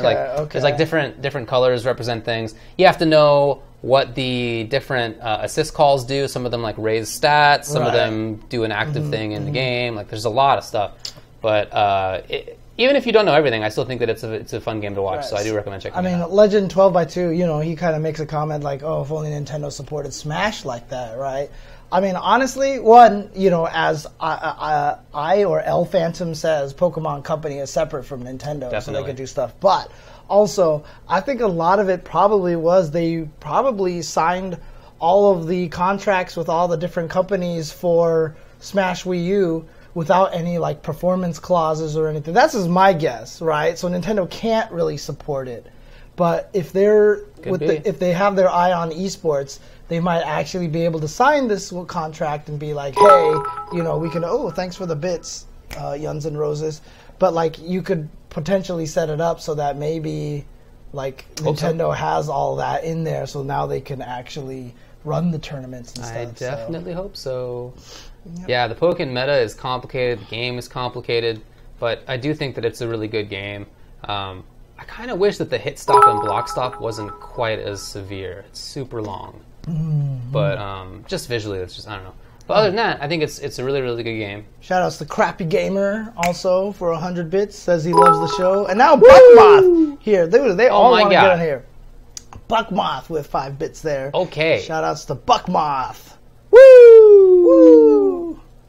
We're going to do that every time someone donates the bits. Okay. We're going to say their name and go, woo! Okay? I guess. We have to do that. All right, it's so done. someone has to test us now. So someone has to send more bits, and then we'll see it. We'll say their name. Especially if it's paratestes, right? So. Boy. Yeah, there you go. Okay. Anyway, let's move on. Okay. There was also an Alberta Beatdown tournament this weekend. Street Fighter V. Hey, look at this. You still have Zoidberg with 1,000 bits. Woo! Is that a lot of bits? I don't know. It's $10. So. Dang, all right, sick. And then Crappy Gamer with another 100 bits. Crappy Gamer. Woo! Oh, boy. Okay, and then K-Tank Buy with 10 bits. Woo! Okay, and then Elijah 420X with 5 bits. He did 1, and then 1, and then 1, and then 1, and then 1. That's 5 total. Elijah 420X. Woo! You don't want to do it 5 times, huh? We can. Uh-huh. Woo! Okay. Sorry, I couldn't. I was eating an apple at the time. Dang, the Spartan Knight now with 100 bits? You know, woo! First of all. Okay. Second of all, when... BT Volta with 10 bits. Woo! Third of all, when streamers do this kind of thing, they, they're like, all right, chat, I challenge you guys to subscribe or to give bits. Yeah. They do it because it works. Woo! Woo! Oh, Kimmy Gibbler BTK with 10 bits. Woo! Anyway. Thanks for the bits. I did do this, Mick. I definitely did this. Let's move on. Okay. All right. Okay. Street Fighter V Arcade Edition at Alberta Beatdown, 7th place, 4D Darbarus, as well as ESE Lapchi in 7th place. Wow. Is he playing Blanca still? I'm sure he plays Blanca. 5th place is Smosler and EFGC Darbarus. There's 2 Darbaruses. Okay, there's probably an error there. 4th place, Slavic Gold. 3rd place, EFGC Lightning. 2nd place, The Prince. And 1st place, ESCE Ceroblast. Cool. So good job to Ceroblast.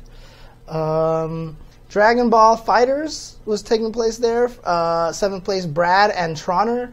5th place, EFGC Scottbox, as well as EFGC Mega Mike X. 4th place, Klim. 3rd place, Marvtronic. 2nd place, B. Wow, B. 1st place, that's awesome. Slam! Come on and slam. Yep. And welcome to the... Woo! that was well timed. Every time I sing that now, though, I can't help but say "Welcome to Japan" because of the meme. There was a meme because there was on the airport in Japan. It says "Welcome to Japan," so someone put on "Come on and slam" above it, and nice. and it just works out too well. I like Come on it. and slam, and welcome to Japan. Well, when I hear that music, I always think of the Marvel 3 remix. Yeah, that's what I always think of. It is the best. It is easily It's such a good one. That mashup is amazing. Easily the best mashup there. So. All right. Tekken 7th, 4th place was TEG Katsutoshi, and 3rd was Smosler. 2nd place JNR, 1st place Hyde. BlazBlue Cross Tag Battle, 4th place is Killy. 3rd place Klim. 2nd place S2 Curry, and 1st place EXVS DOA player probably. Marvel Infinite was won by Boss Stunna. 2nd place was Smosler. 3rd place EFGC Lightning. Marvtronic in 4th. Ultra Street Fighter 4 was played. Lapchi got 4th. Okay. Oh my god. 1st place was Klim. All right. Super Smash Bros. Wii U was won by Exodia. Cool. So there you go. There was That's cool. Also an event called Heir 5. Heir as in like the heir to the throne, right? Yeah. Okay. This was in Leicester, UK. Got it. I remember it from last week. Nailed it. There you go, Leicester. This was a Smash Brothers event. 7th place was Nikki with Fox and Professor Pro with Fox. 5th place was Sun Dady with Samus and Triff with Peach. 4th place RB Ice with Fox. 3rd place Tempo S2J with Captain Falcon. 2nd place G2 West Balls with Falco. And 1st place, fresh from his EVO win, TSM Leffen with Fox. Cool. Nice work. So there you go. Y'all. They also had an international crew battle where the USA won, so there you go. Okay. Sweden got 3rd place, and on that team was Poopmeister. That's right. I think we talked about this last week. Poopmeister? Yeah, because Poopmeister, I think we might have talked about this last week. Wow, I really feel like I remember Poopmeister, but Okay. I feel like we did talk about this last week, actually. Now that I think about this. Could I forget the name Poopmeister? I mean, it could potentially happen. Dang, all right. CPT, Gotta start doing those Latin America, daily brain exercises. South 2 was this past weekend, I think. 183 entrants? Dang, on the online tournament. Dang, Zoinks. Okay. Did we talk about this one here? Oh, that's right. Armada drank at that event, too. Okay, so it was the same event. That's right. Oh, we had talked about that last week? Yeah, I think so. Dang. Okay, we didn't talk about Poopmeister, because I'm telling you, I really feel like I'd remember bringing up Poopmeister. Okay, fair I really enough. feel like that's like in the part of my brain where I remember things. Okay. Well, 7th place at the Latin South 2 online was Showdown Zenith with Manat and FSN AAG. Shingo Lex with Balrog. 5th place RTN Pro Sub with Balrog. The Inquisitor 32 with Guile. 4th place the Griffin Mask with Blanca. Sick. 3rd place TPT Stunner with Cammy. Boring. 2nd place DT Picaro with M. Bison. Fun. And 1st place F3 Brolinho with Nakali, M. Bison, and Ibuki. 1/3 fun.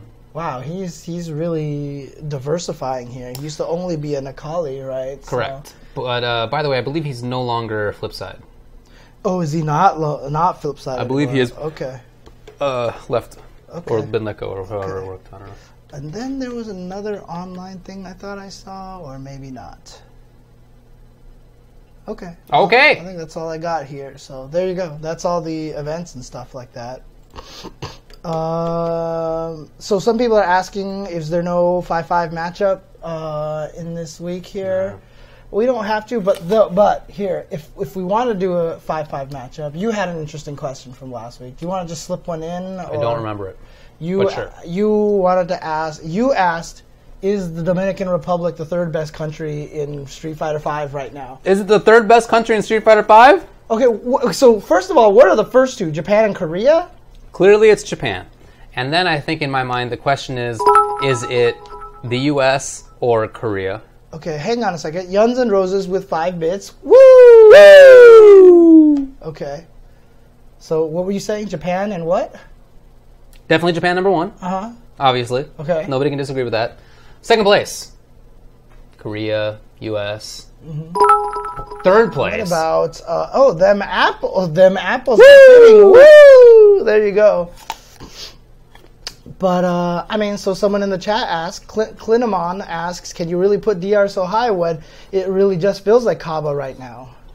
Does it really? Because Mena's super good. yeah, Mena's consistent. I mean, he won a major earlier this year. Mm-hmm. It wasn't a premier, but it was a big tournament. And he's gotten 9th place at a bunch of events, including EVO, right? Didn't he get 9th place at EVO? Something. He was he was in the top 16. He was like always doing well. But here's He hasn't won Capcom Cup again, but he's still doing well. What about Taiwan? What about Taiwan? Oil King, Gamer B, very strong. RB, kind of up there. Probably not strong enough. Probably not strong enough. By the way, Kimmy Gibbler, BTK. Oh my god. How many is that? 1, 2, 3, 4, 5, 6, 7, 8. 20. 20. Woo! Woo! There you go. Yeah, 9th at EVO. There you go. I don't think the UK is as good as USA, but it might be that it's Korea then USA. Right. Something like that. But I feel like for sure the DR is not worse than 5th. It's for sure top 5 in the world of countries. Yeah. I agree with that. But yeah, is it 3rd or 4th? So is US or DR better, basically, is the question right now. I feel like it's more like Korea or US. I feel like that's the better comparison between the two. But it might be that Korea is above the US. So maybe it's like Japan, Korea, US. Then 4th is maybe the DR. But is DR better than US, you think, maybe? I do not. You don't think so? Okay. So you don't think that they're there yet, then. Okay.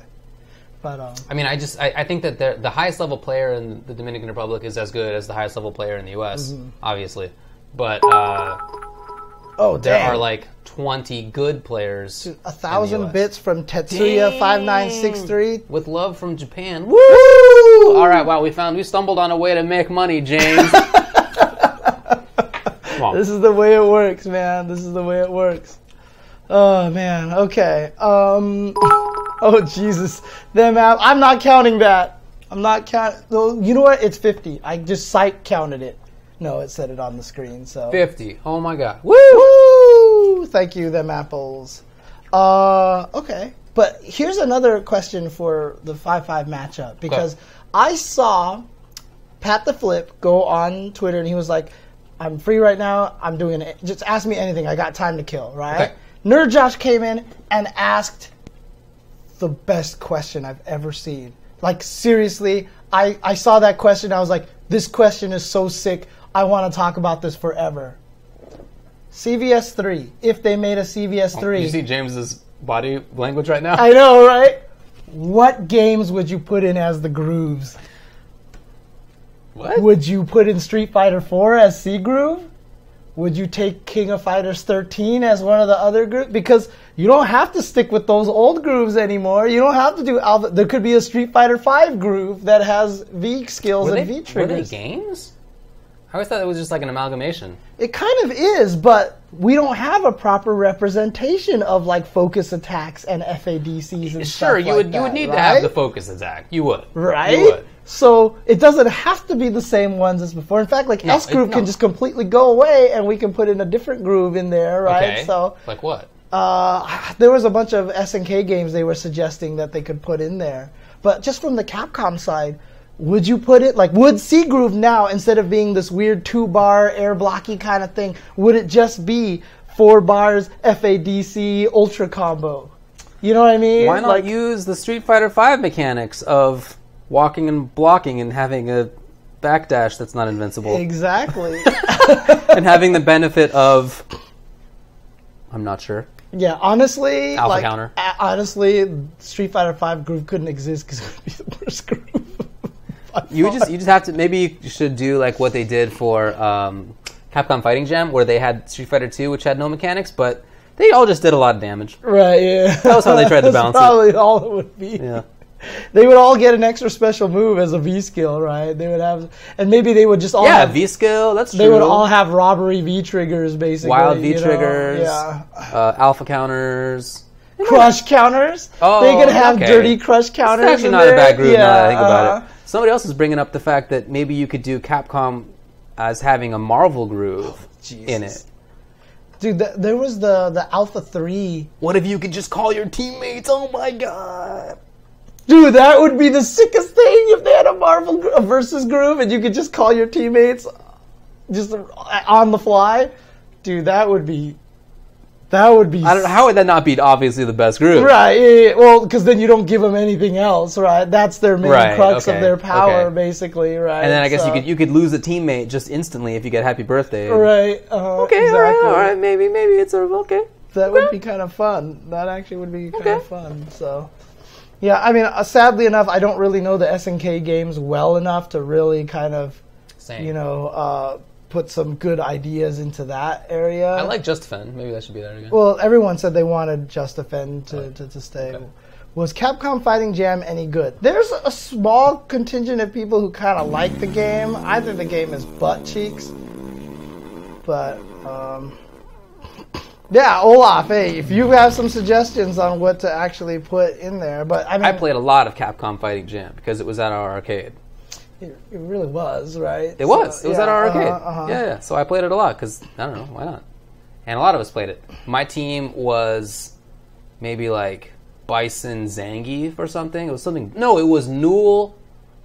It was Newell, and then would use Newell. Yeah. You would absolutely use Newell. I definitely played Newell. I played Newell and either Zangief or Bison.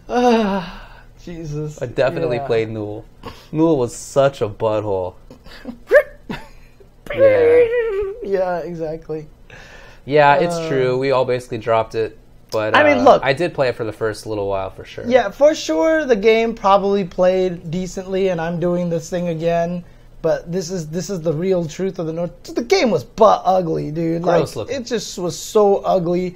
It felt cobbled together. It was cobbled together. Yeah, it felt like a Frankenstein of a game. It really didn't feel like they put much effort into it. Yeah. And like the whole which character, like, the team thing didn't even work because you didn't even need to use the second character. If you just had one character that you preferred, the second character was completely pointless, you know? So you could always play one character. Yeah, so you had the ability to switch characters between rounds. It was exactly like, well, I don't know, because I think infinite gameplay is actually remarkable. Oh, yeah. I don't know if CFJ's gameplay is remarkable. It's not remarkable. Right, but it's definitely a game that probably should have done better than its graphics made it do, you know what I mean? If it looked better, if it didn't... Well, if it wasn't obviously just a slapping together of assets, it probably would have done better. Because, I mean, I remember at the time, we all knew about it before it was coming out, you know, just obviously gaming press, and it looked horrible. Mm-hmm. So, I mean, I remember trying it out for the first time thinking, like, this is probably going to suck, because it looks like it's going to suck. Because I remember when it first showed up, it was a surprise at E3. It came out of nowhere, and I still remember seeing the video, and I was like, they're making a new fighting game? And I just watched it, and it was just like, the excitement just wasn't there. I was like, and then you see the dinosaur. Haha, Hauser. Some of the craziest infinites on any character in any game. Yeah, he has weird looking Madge was always happy because that was the first game that he found a true infinite on his own. Okay. Which was just get Chun-Li to lightning legs and have Hauser jump over Chun-Li and have him walk into Chun-Li, and his hurt box was big enough that her legs kicking the wrong way would always hit him and just keep sucking him in, and so it was just boom, boom, boom, boom, boom, boom, boom, boom. So that was in my CFJ combo video, so... I will say, I think my Capcom Fighting Jam combo video was pretty good. I remember. Yeah, because I made it a Katamari Damashi thing, and I always joke that the video has a rhyme scheme.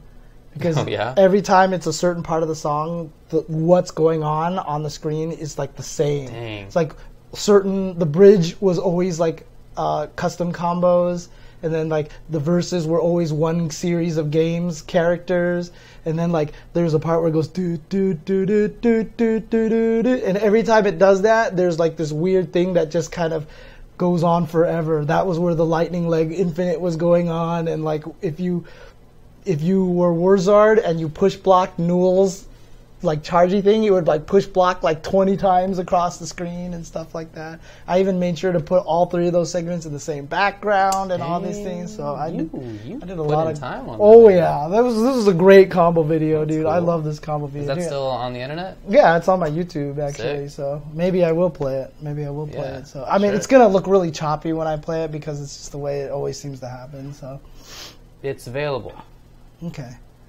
But I just thought that was a cool question. What grooves would you put into a CBS3? You know. Yeah. So. Also, some people were trying to say that EU would be a country. Come on, folks. Come on. Oh man. It ain't. Well, let's talk about this BC. And Problem X ain't going to be in it, even if it were. Dang. Damn. Anyways, let's talk about this BCF situation here. Yeah, okay, all right. This is kind of an interesting topic here because it's one that involves a lot of the rights and, you know, something that I was kind of fearful of at one point in time. But since you are the lawyer, please explain it. I'm a lawyer. Yes, please explain it.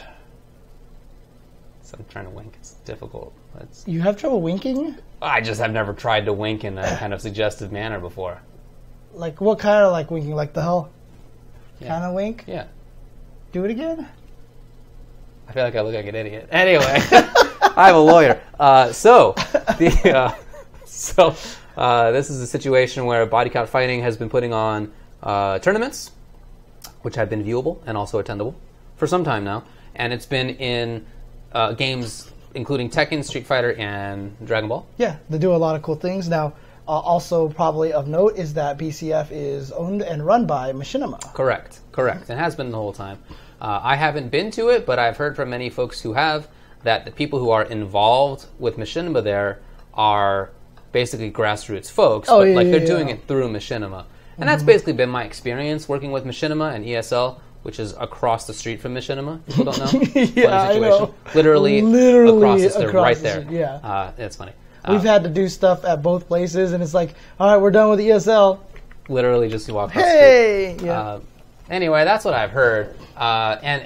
So my experience with Machinima is that the people there are just into whatever they're doing. They just love video games. It's a Machinima thing.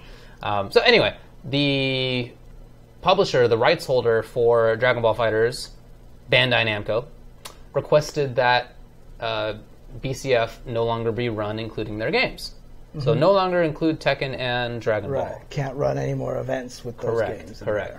That is Bummer. It's definitely a bummer. So obviously, as I've said many times, rights holders can basically shut down our community and industry whenever they want. They can basically denude us instantly of all the stuff we like. The rights that are included for somebody who owns a copyright in a video game include the ability to reproduce it and distribute it, modify it, and publicly perform it. So anybody who wants to publicly perform or display a video game has to get the right to do it. If you're playing the video game as sort of the player, right? One of the arguments may be that as the player, you're like doing the thing, and so without your input, the game wouldn't look the same. So maybe you're like a joint author of how it turns out. Wow, okay.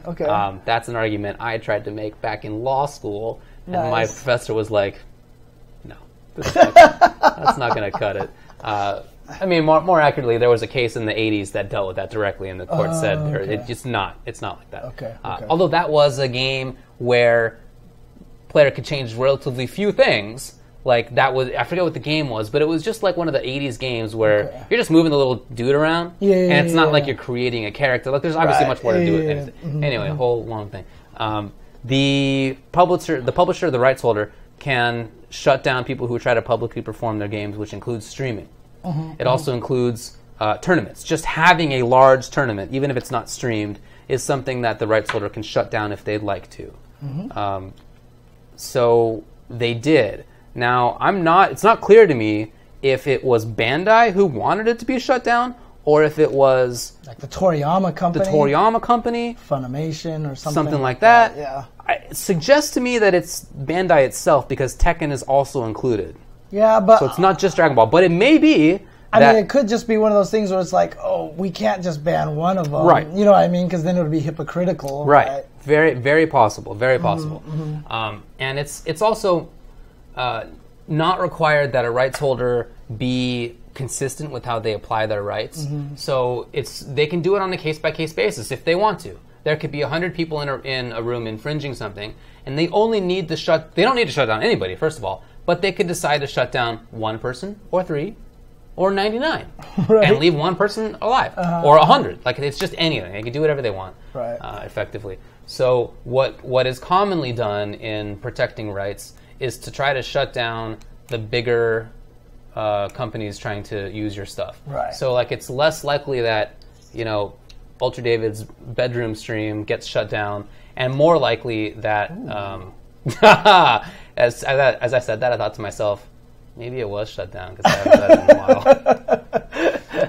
while. But anyway, it's more likely that I shouldn't have said that. It's more likely that a bigger company would be shut down. So, for example, E-League is huge. It's owned by Turner, and Turner is a big company who can definitely pony up the cash to get a game on, to get a license to use a game. So they're not just going out using anything because they know that they'll get sued. They'll definitely get sued.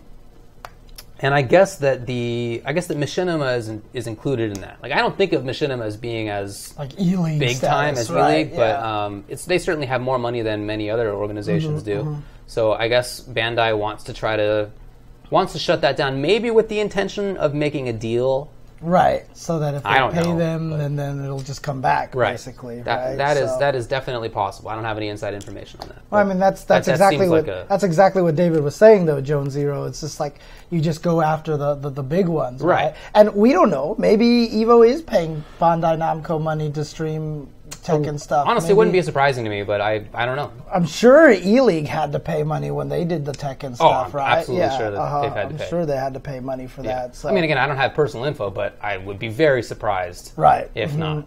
Exactly. So, I feel like they're probably just doing that because Machinima has the ability to pay them, right? I think that's true. Yeah. Yeah, we'll see. I mean, I don't know what's going to happen for it. But it's certainly within the rights of all the rights holders to shut down games if they want to. It's always been that way. Right. It will be that way barring major changes in the law. It's not like the kind of change that could be changed just by like a court case. Like a judge can't be like, actually, you shouldn't be able to do that. It's much too ingrained in the law. It requires actual legislation to change, and that is unlikely. Yeah, I wonder if if it is the Toriyama Group or Funimation or something like that. I mean, this is kind of a situation where, in my opinion, I was always worried about.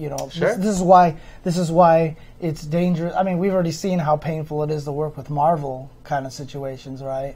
Which is why I've always felt like Tekken, Street Fighter, Guilty Gear, those kind of things are always going to be, for the FGC, Mortal Kombat. Those kind of things are always going to be the more safe kind of thing. Like, I was always surprised that ESPN put Injustice on there because Disney owns ESPN, Disney owns Marvel, and then they let Injustice be on ESPN. I was actually really surprised that they just went with that. They were like, whatever, go ahead and support this Warner Brothers game, stuff like that.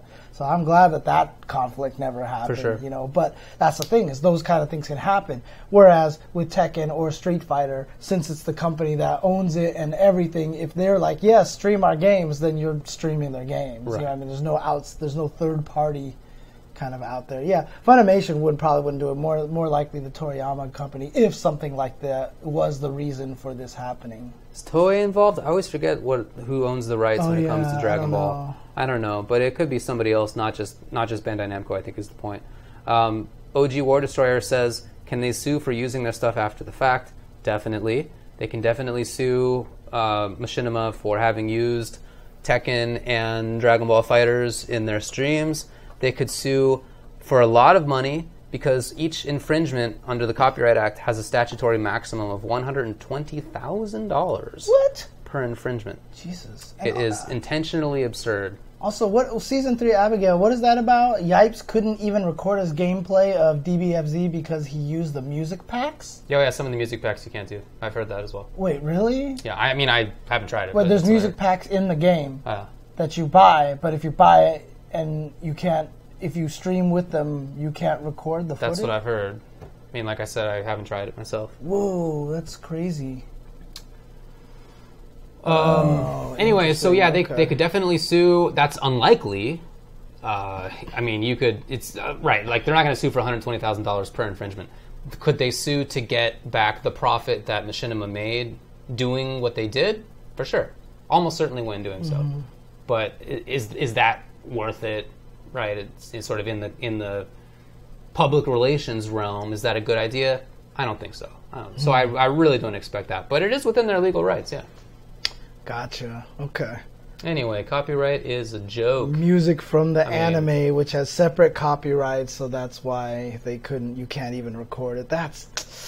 See, this is just so copyright is something that comes from a long time ago.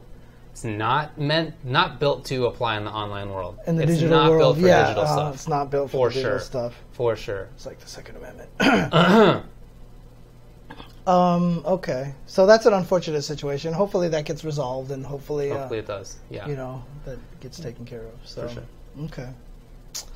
Let me know if anybody has questions. I'm happy to answer. Let's just round out here with all the fighting game news stuff. A lot of things going on. I feel like we talked about this, but Fantasy Strike is going to get some new updates. Reports a successful showing at EVO 2018. I feel like we talked about this, but maybe not. I don't know. Did you see Argagarg? Argagarg? Yeah. What's Argagarg? Argagarg is the Dalsum. In the game? Yeah. Oh, is he a brand new character? I think he's been around for a little while, but relatively new, yeah. Okay. Yeah, it's he is Dalsum. He has Dalsum Stand Fierce, he has Yoga Teleport, he has Fireball, something else. There's something that's interesting to him. I forget what it is. But no, he's not a pirate. I know. What do they make the stretchy man from? He's like a lizard. He's a lizard. With a staff. You can click on the thing. I mean, it's probably there. He's a fish. My bad. He's not a lizard. No, you're right. He's a fish. He even has like a move that is like a tidal wave or something to move the opponent. Oh, forget it. You know, I'm not even going to bother. It's all good. It's all good. That game has some interesting ideas. It's just that so many of them are taken very directly from other games. Right. And then it also has some really weird choices, like you can't crouch. Right, there's no high-low blocking. There's no overhead-low. It's super weird, but, you know. Is it Armagon? It's not Armagon. It's Argagarg. Argagarg. Argagarg. Argagarg. I mean, it sounds like he should be a pirate. Argagarg. I don't know why the fish stretches, but he does. Yeah, a lizard would kind of make a little more. I mean, especially if it was like a tongue attack, you know, a lizard tongue attack. Okay, it does. You know? Argagarg, the water shaman. Okay. Well, in any case... he is kind of Murloc-y. That's true. That's true. The ukulele, you know, the Banjo-Kazooie Kickstarter game. Correct. Ukulele has actually joined the Brawlout roster and is now available on Switch, PS4, Xbox One, and PC. So I feel like all these... it's another one of the platform fighters out there. Okay. And all these games, I swear, they're just like grabbing characters from... It's like guest character madness right now. Yeah, it definitely feels that way, yeah. Yeah, I mean, it's funny, too, because like Shovel Knight is like in 17 games, like we mentioned last time, but apparently they're putting their own versus mode into Shovel Knight. Are they really? Yeah. Wow. So it's like, it's kind of crazy. Blade Strangers is now out. Oh yeah, I've heard about that. It's out for the Nintendo Switch, PlayStation 4, and Steam. I've seen some people talk about playing it a little bit and trying it out. Okay. Saying that it's very strange for them right now, but you know that's going to get better as they keep going. That was unintended. So, but you know, we'll see. I didn't get it until right now. Oh, okay. I am selectable as a commentator in Yatagarasu. That is true. Oh no! No, my bad. Nobody donated. I retract it. Nobody donated any bits yet, retract. so we can't do that. We can't do that yet. Fighting EX Layer is getting a new patch. It's coming out September 5th. It's going to nerf some Gogi decks while buffing anti-airs. Okay. Was anti-airs a problem? I haven't played it, James. Dude, I haven't touched this game yet. I haven't touched it at all because I like that and Blade Strangers. I just don't have time. I don't have the. Yeah, I mean, no disrespect to the game, but it's definitely lower on the hierarchy for me. Yeah, unfortunately. So, SoulCalibur 6 had the Ring Out event this weekend, where a bunch of people went there to play. Kayane got to play and beat up on a bunch of people. And Eris and Markman did a bunch of commentaries. The reason why L.I. Joe was out here for the weekend. Okay, Sub-Zero Smoke Rain has given us 100 bits. Ready? Yeah. Woo! Okay, that was a good one. Ooh, that one's gonna ring in people's ears. That's gonna ring in people's ears. But Ring Out was taking place this last weekend, and they also revealed a new character. Yeah, they did. A brand new character. Ooh, 40 bits from Then Apple. Woo! Woo! Woo! Sorry, okay, see the way James looked at me? Oh my God. But they revealed a new character, Aswell, who is the second brand new character to the game, a self-proclaimed leader of humanity. Wow, the president of Earth. Right? Is it just, he's G? He's G? Is the second original character to join after Grow. He wields an interesting weapon called the Palindrome. Yeah, that's cool. That is able to summon other weapons out of thin air, even in the middle of combos. It's very cool. He's basically summoning swords and whatnot while doing stuff, and it's cool looking. I Palindrome I. Okay. Son, I am able, though you scared me, she said. Anyways, I totally messed that up. I have to sing it to get it right. It's a They Might Be Giant song called I Palindrome I. Oh.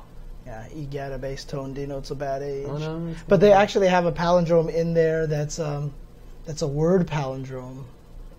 You mean the word itself is a palindrome? Well, it's like the sentences that are written, the words are a palindrome. So it's the same words going forward and backwards. Not the letters, it's the words that are a palindrome.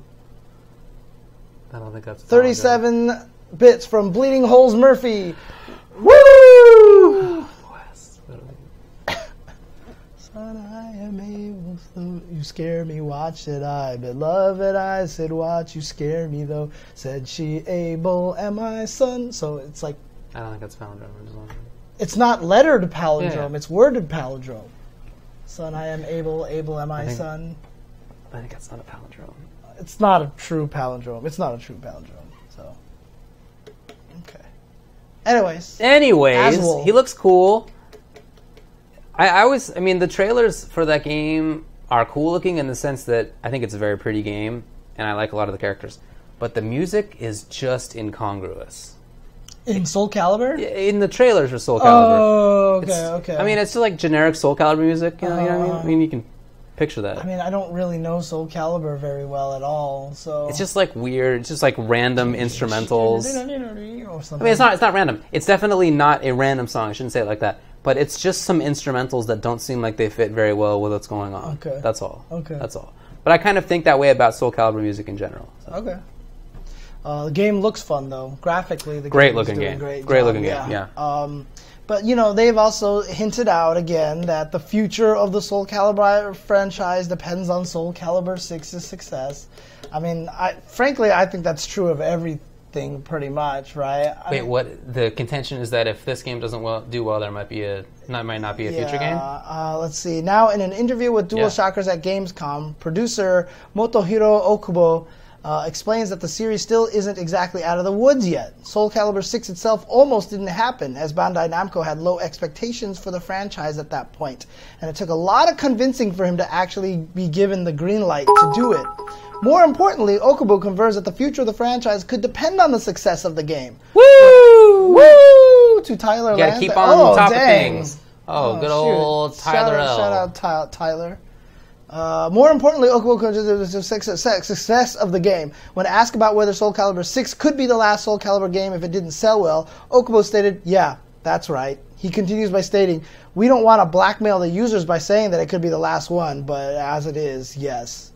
So, well, duh. Yeah. Right? I mean, that's like I said. That sounds like standard gaming fare, right? Not even just gaming. Right. Any product, right? Yeah. Second Amazing Spider-Man movie came out and bombed, and there's no more Amazing Spider-Man. Hey, Mr. Friday with 100 bits. Woo! We're trying not to kill people's ears. That's all that's happening. So there you go. Good old T. Lansdowne, they call him. Yep. Tyler L. they call him. So there you go. That's what I've heard.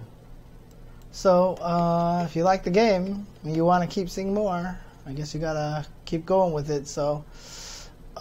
This is another weird one. Guest characters coming in here, but SNK Heroines Tag Team Frenzy, they announced their first DLC character, and it's Thief Arthur from Square Enix's Million Arthur.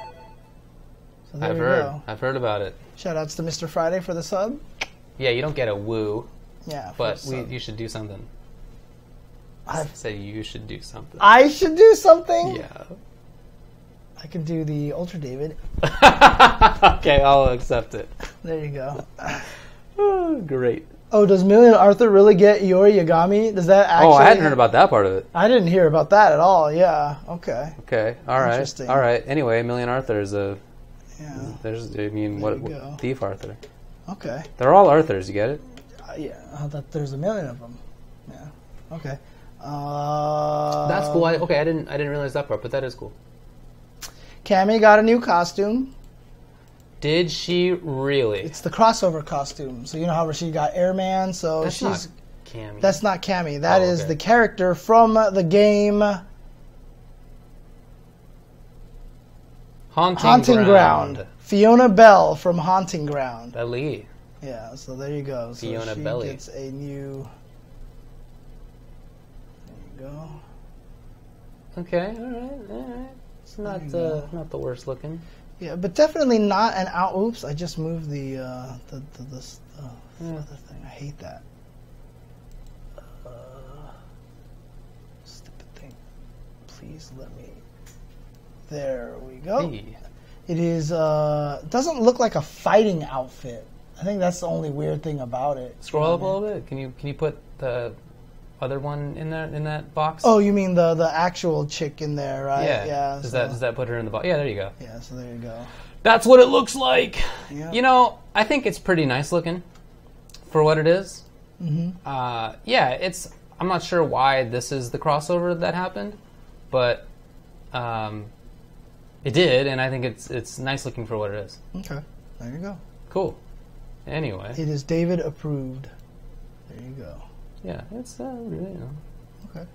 Well, that's coming soon, so there you go. Does it say why at all in there? Is in that thing? What do you mean, why? In this article. Why is Rashid Airman, right? Well, at least it's... Maybe Haunting Ground is more recognizable than I realized. I don't know, but I mean, to be honest with you, this wasn't even that big of a game, in my opinion. Okay. I don't think so. Yeah, I mean that's my. Yeah, I mean, I think it was a survival horror game where you couldn't really do anything but hide from the monster. Okay. And your dog was like there to like help you warn and like do kind of things like that. If I'm not mistaken. So, okay. All right. If I'm not. Is it back on us, by the way? It should be. It should be. Cool. Yes. Hey, what's up, everybody? Okay. I feel like that's pretty obscure, but for what it is, I think it looks nice. Super Smash Bros. Ultimate is going to come with a special edition with a actual Pro Controller themed to Smash Bros. Ultimate. So there you go. What? Yeah, Look at that guy. So there you go. So there it is right there. So there's going to actually have with the Smash logo on there. I think it's nice looking. Yeah, it is kind of cool looking. So there you go. So What's the thing behind it? That's a special book, I believe. Let's see. The official Smash is a pre-order from online source special edition. Oh, that might be the game case. That's the special edition game case, actually. That's just the game case. So there you go. Yeah, so it's a steel book kind of thing like that. And then you can control the competition. There you go. Cool. So, that's pretty cool. It will be $140 for that. Well, all right. I don't know. Oh, man. So there you go. And also, Best Buy had a listing for amiibos, I think it was, and may have accidentally hinted that if you have the amiibos for characters that are not unlocked in Smash Bros. Ultimate, that if you tap it, it will unlock them instantaneously. That's cheating. Dude, they're going to sell so many amiibos if they do that. For sure they will. Every TO is going to have to just buy like 70 amiibos, dude, at like $12 each, dude. Oh my God. That's crazy. I think that... I don't know what to say about that. I'm not happy about it. Right. Obviously, you're going to unlock them through the game itself. Doesn't that just take time? But it'll probably take time. It's time release, right? Isn't that what they implied? I don't know. They didn't say... They said that they hadn't quite determined how they were going to unlock the characters. Yeah. So, wow. So there you go. I don't know. So photo stamps. There was also a crazy another Cammy costume I saw and another Balrog costume, but those weren't officially announced yet. I don't think so. I don't know if they're actually out there or yet. So I don't know if those were official or not. Oh, do you just plan to unlock them? I mean, I don't think they've said either way. Yeah. Right. I do remember them saying it'll be more streamlined. I recall that. Well, we did talk about this already, that SCR, Canada Cup, and EVO have all talked about increased security for their events. So we will definitely... the costumes are out? Did you put the Mike one up there? The which one? The new Mike costume for Boxer? No, I didn't. See, I didn't know if that was a real thing or not. That is a real thing. Oh, I didn't know. Okay. I didn't see any links to it or anything like that. Okay. Oh, that's what it is. He looks like Mike from Street Fighter 1. He does. Oh, he does. Okay. It's called Mike. I think it's quite nice looking for what it is. Yeah. The Mike costume is very simple because that's how Street Fighter 1 was. It's very simple looking, but it was like nice. Mike. If I could be like Mike. I do not see any. Well, you got to have the costume or something in that search. Oh yeah, that's probably true. My Google SF5, is pretty bad, like so. SF5. Oh, here we go. Oh yeah, look at that. Google wants you to know that images may be subject to copyright. So yeah, heads up. I know. So there you go.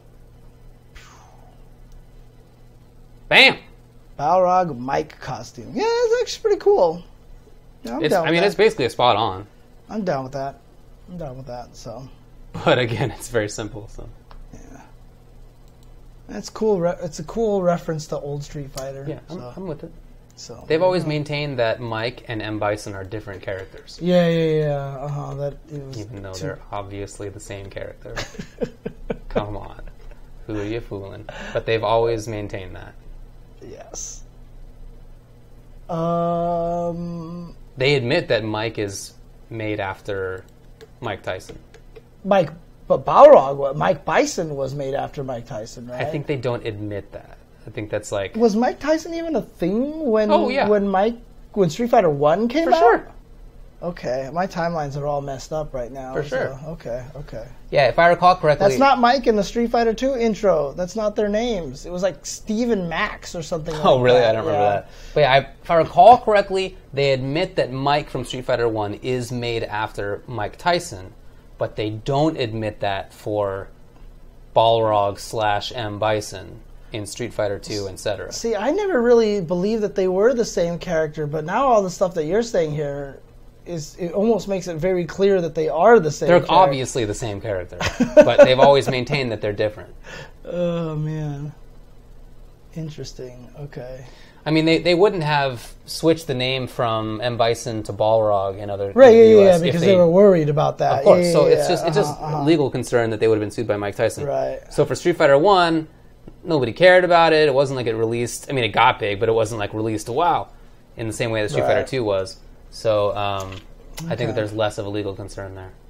Or else they didn't have the right lawyers at the time, could be. BlazBlue Central Fiction, Injustice 2, and Mortal Kombat XL are discounted as part of PlayStation's Attack of the Blockbusters sale. Okay. So if you wanted to pick up those games for a discount... Dang, look at these discounts. These are that. Big. BlazBlue Central Fiction is half off. Dang. From $60 to $30. Injustice 2 is from $40 to $24, 40% off.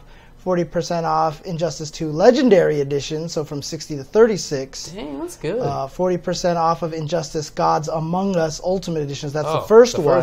$20 to $12, and 40% off of Mortal Kombat XL, which goes from $20 to $12. Wow, those are really big differences. Yeah, that's awesome. That is actually very cool. Good prices there. So yeah, definitely. Ends on... Oh, shoot, it ends today. Oh, it bummer. Ends today, so go get it now. Go get it now. Do it. Before it ends.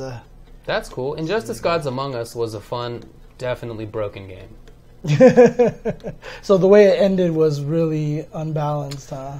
It was probably never that balanced. It was more balanced than MK9. Right, okay. But, you know. Batgirl, wasn't it? That was the she best? Was wild. Was she the best? Maybe not. It might have been Martian or might have been Zod, something like that. But she was one of the best for sure. So I guess that sale is over right now. But Unist is on sale right now. So got it. The bits for woos, I mean, we'll probably keep doing that for the rest of the Tuesday shows. Sure. In case you guys don't know what we're talking about, donate some bits and you'll find out. I have to conserve my energy. This actually seems pretty cool. I don't know what the detail of this, but on September 7th through 9th, there's going to be an event called Speedy Fists, a fighting game speedrun charity event. A 3-day fundraiser for St. Jude Children's Research Hospital plans to cover a staggering list of fighting games, which can be found here.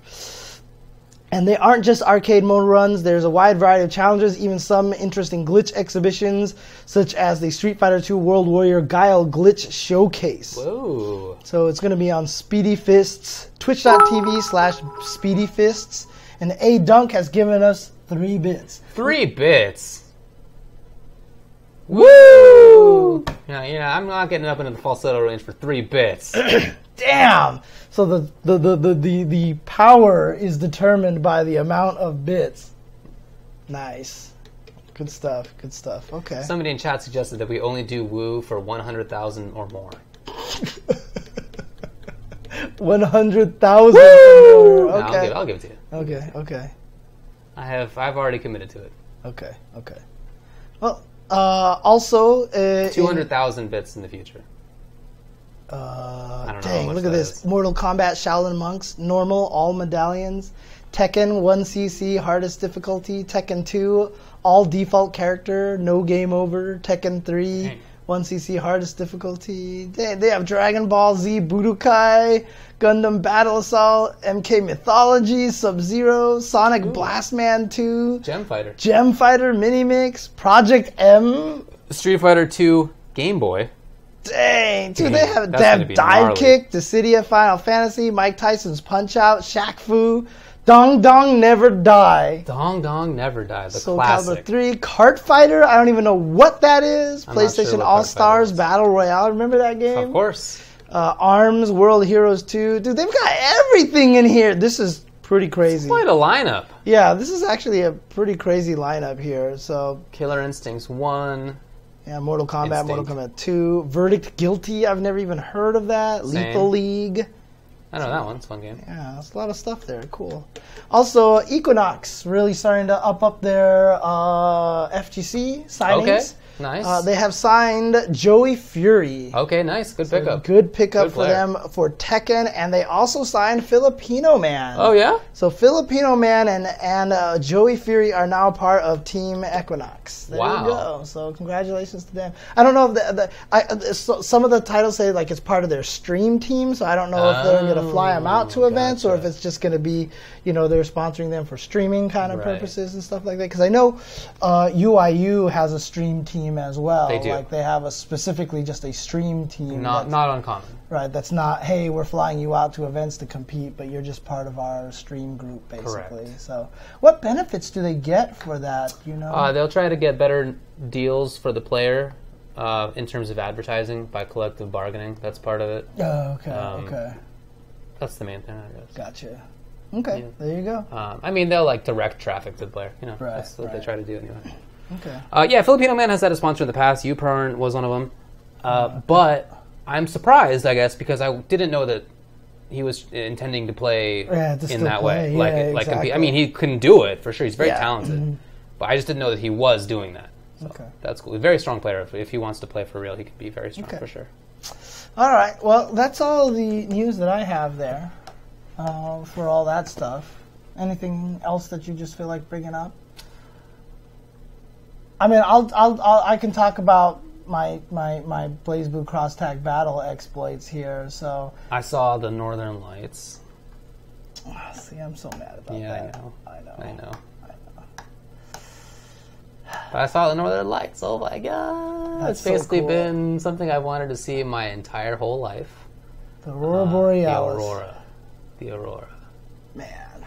I mean, it's crazy looking. Is we were very lucky. I was in Alaska for an Army event that I'll talk about briefly. But the Aurora is rare this time of year because it's mostly sun. Like the sun goes down at 10:30. Right. Yeah. And it's up by 5, I think. So there's not a lot of time that's dark. And even when it's down, it's not. There's still a little bit of faint light in the sky. It's not nothing.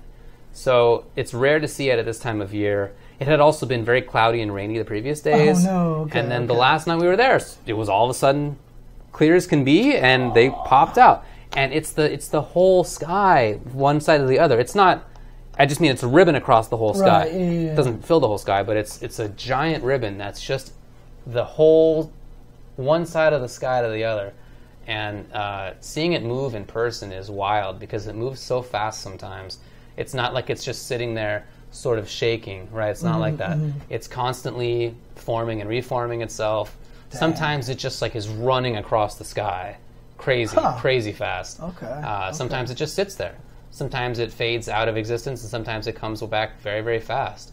It was mostly green. There was a little bit of pink and purple in there, but I'm very slightly colorblind, and I couldn't see it that well. Yeah, it's in a way that doesn't matter for the most part. But when you take an eye test and they give you those little things that have colored dots in the middle, which numbers can you see? I can usually only see the first 1 or 2. I usually can't. It doesn't really impact my day-to-day life. But in this instance, it looked white to me, looked gray, and the other guys were like, "It's clearly green.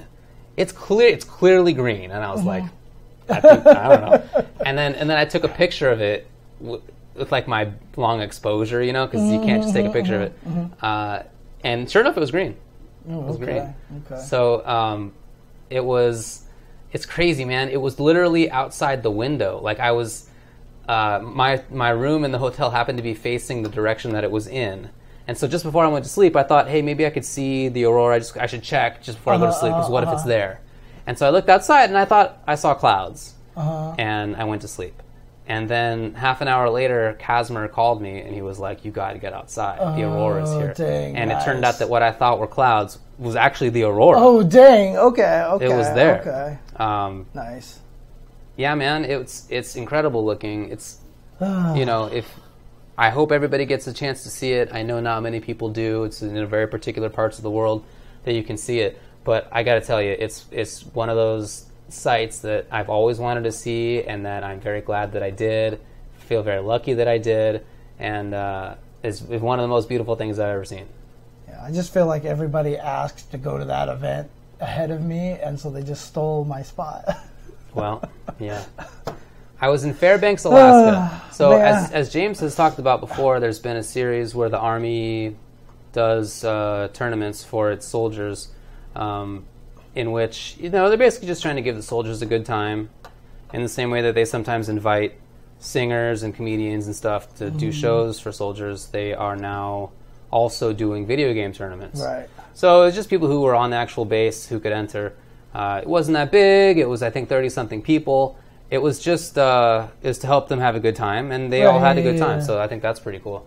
But so anyway, I was in Fairbanks for that. Fairbanks is around the middle of Alaska. Alaska's gigantic.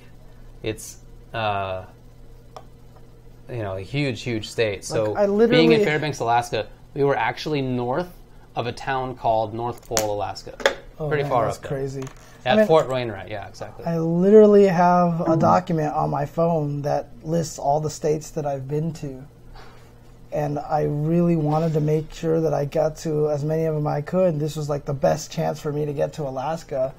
And I've asked Hanzo, I was like, hey, like 2 weeks ago, I was like, can I make it to the Alaska one? And he's like, we'll see. And yeah. I think I got CB'd, dude. I got CB'd. What does that mean? Cock blocked. I didn't know what that meant. So this coming weekend, there's going to be an event where they basically all the winners of these various Army-based tournaments are getting flown to PAX West, to Seattle, I guess, right. Where they're going to have a competition so that those 8 can decide who is the winner of the whole thing. And they're very spread out. Like they had 4 that had streams at them. Yeah. They were like, I think Georgia, Alaska, Texas, someplace else. But then there's also a base in Germany, one in South Korea. Yeah, that was the Bavaria one, right? Bavaria. Yeah, and the guy who won that one was at EVO, too. He actually said hi to me. So wow, that's awesome. Really okay. Cool, yeah. Anyway, I think that's nice that they do that. You know, it's... I mean, honestly, I hope they do it again so I can go to Alaska next year, dude. Really, really wanted to go. I won't take your spot. That was like the one that I wanted to go to, man. Dang. Well... Shout-outs to the gift sub to Peter0611. Shout-outs to Mr. Friday. That's very nice. Yeah. That's very nice. These guys are in my Chen Dynasty chat all the time. Very nice. Very nice. Yeah. So there you go. Anyway, I saw the aurora. What? Oh, man. It was as I was lying in bed, I could see through the window the aurora borealis from my bed. Dude, if I go there, I guarantee you that'll be the weekend that the aurora borealis cannot be seen. Well, it's really rare. I mean, so as we were there, Casmer and a few other guys had gone to dinner. They were walking back, and as they were walking back, a pickup truck went by them and was like, "Hey, we're gonna go check out the aurora at a some field or whatever, right? Botanical garden." And 2 of the guys said, "Sure, we'll hop in the truck and go with you." And so they did. Whoa, so they did. It turned out to be this couple of guys from Montana. And one of the guys had been living there for 1.5 years, and he said he's seen the aurora 3 times. So it's rare. It's rare. No, they returned. It was okay. I didn't see it from my kitchen, but I actually did see it from the kitchen in the hotel room. It was one of those suite style things. So I was in the kitchen seeing it localized entirely outside of my hotel window, correct? Oh, man. Well, I know this is killing James, but I just thought I should talk about it, and I had a blast. All right, I think we're done with this stream. All right. Oh man. I was wearing pants for yes, I was. In fact, when I went outside, I was wearing my little pants PJs, and it was very cold. Man. Unfortunately, I didn't get to go to the Mining Hall of Fame on Friday, which is the day as we were setting everything up. I had thought for some reason that I could go on and off the base. I was just like, I'll go help them set up, and then I'll just like take an Uber to go check out the museums I want to see. Yeah, You can't just go on and off in a military installation. I didn't think about it in advance. So I could not go see the stuff that I wanted to see. Exactly. James's dream of watching Cammy stage. I mean, come on. Well, I'm sure it happens in England all the time. Yeah. Just like the stage. Happens all the time. Right.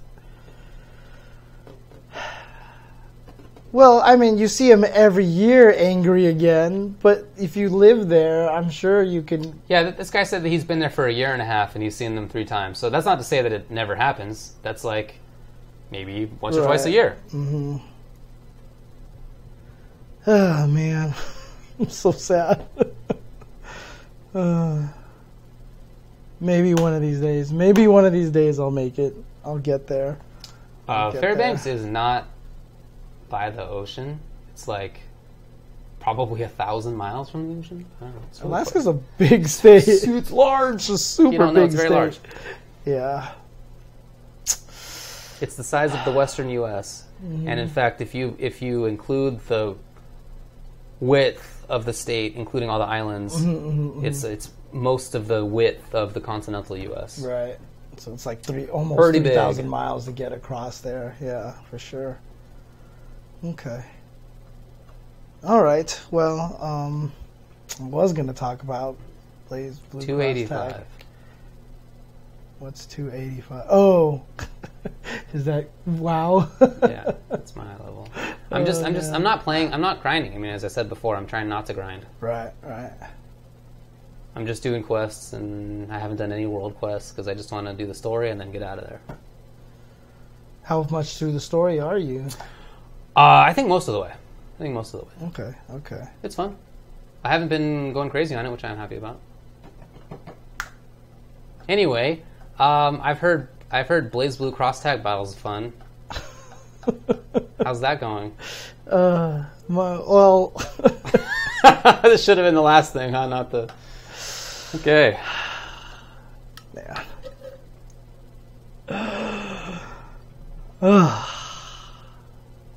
I'm just gonna have to fly out there myself one of these days. Just gonna have to fly out there. Well, myself. you know how we were talking about Barrow?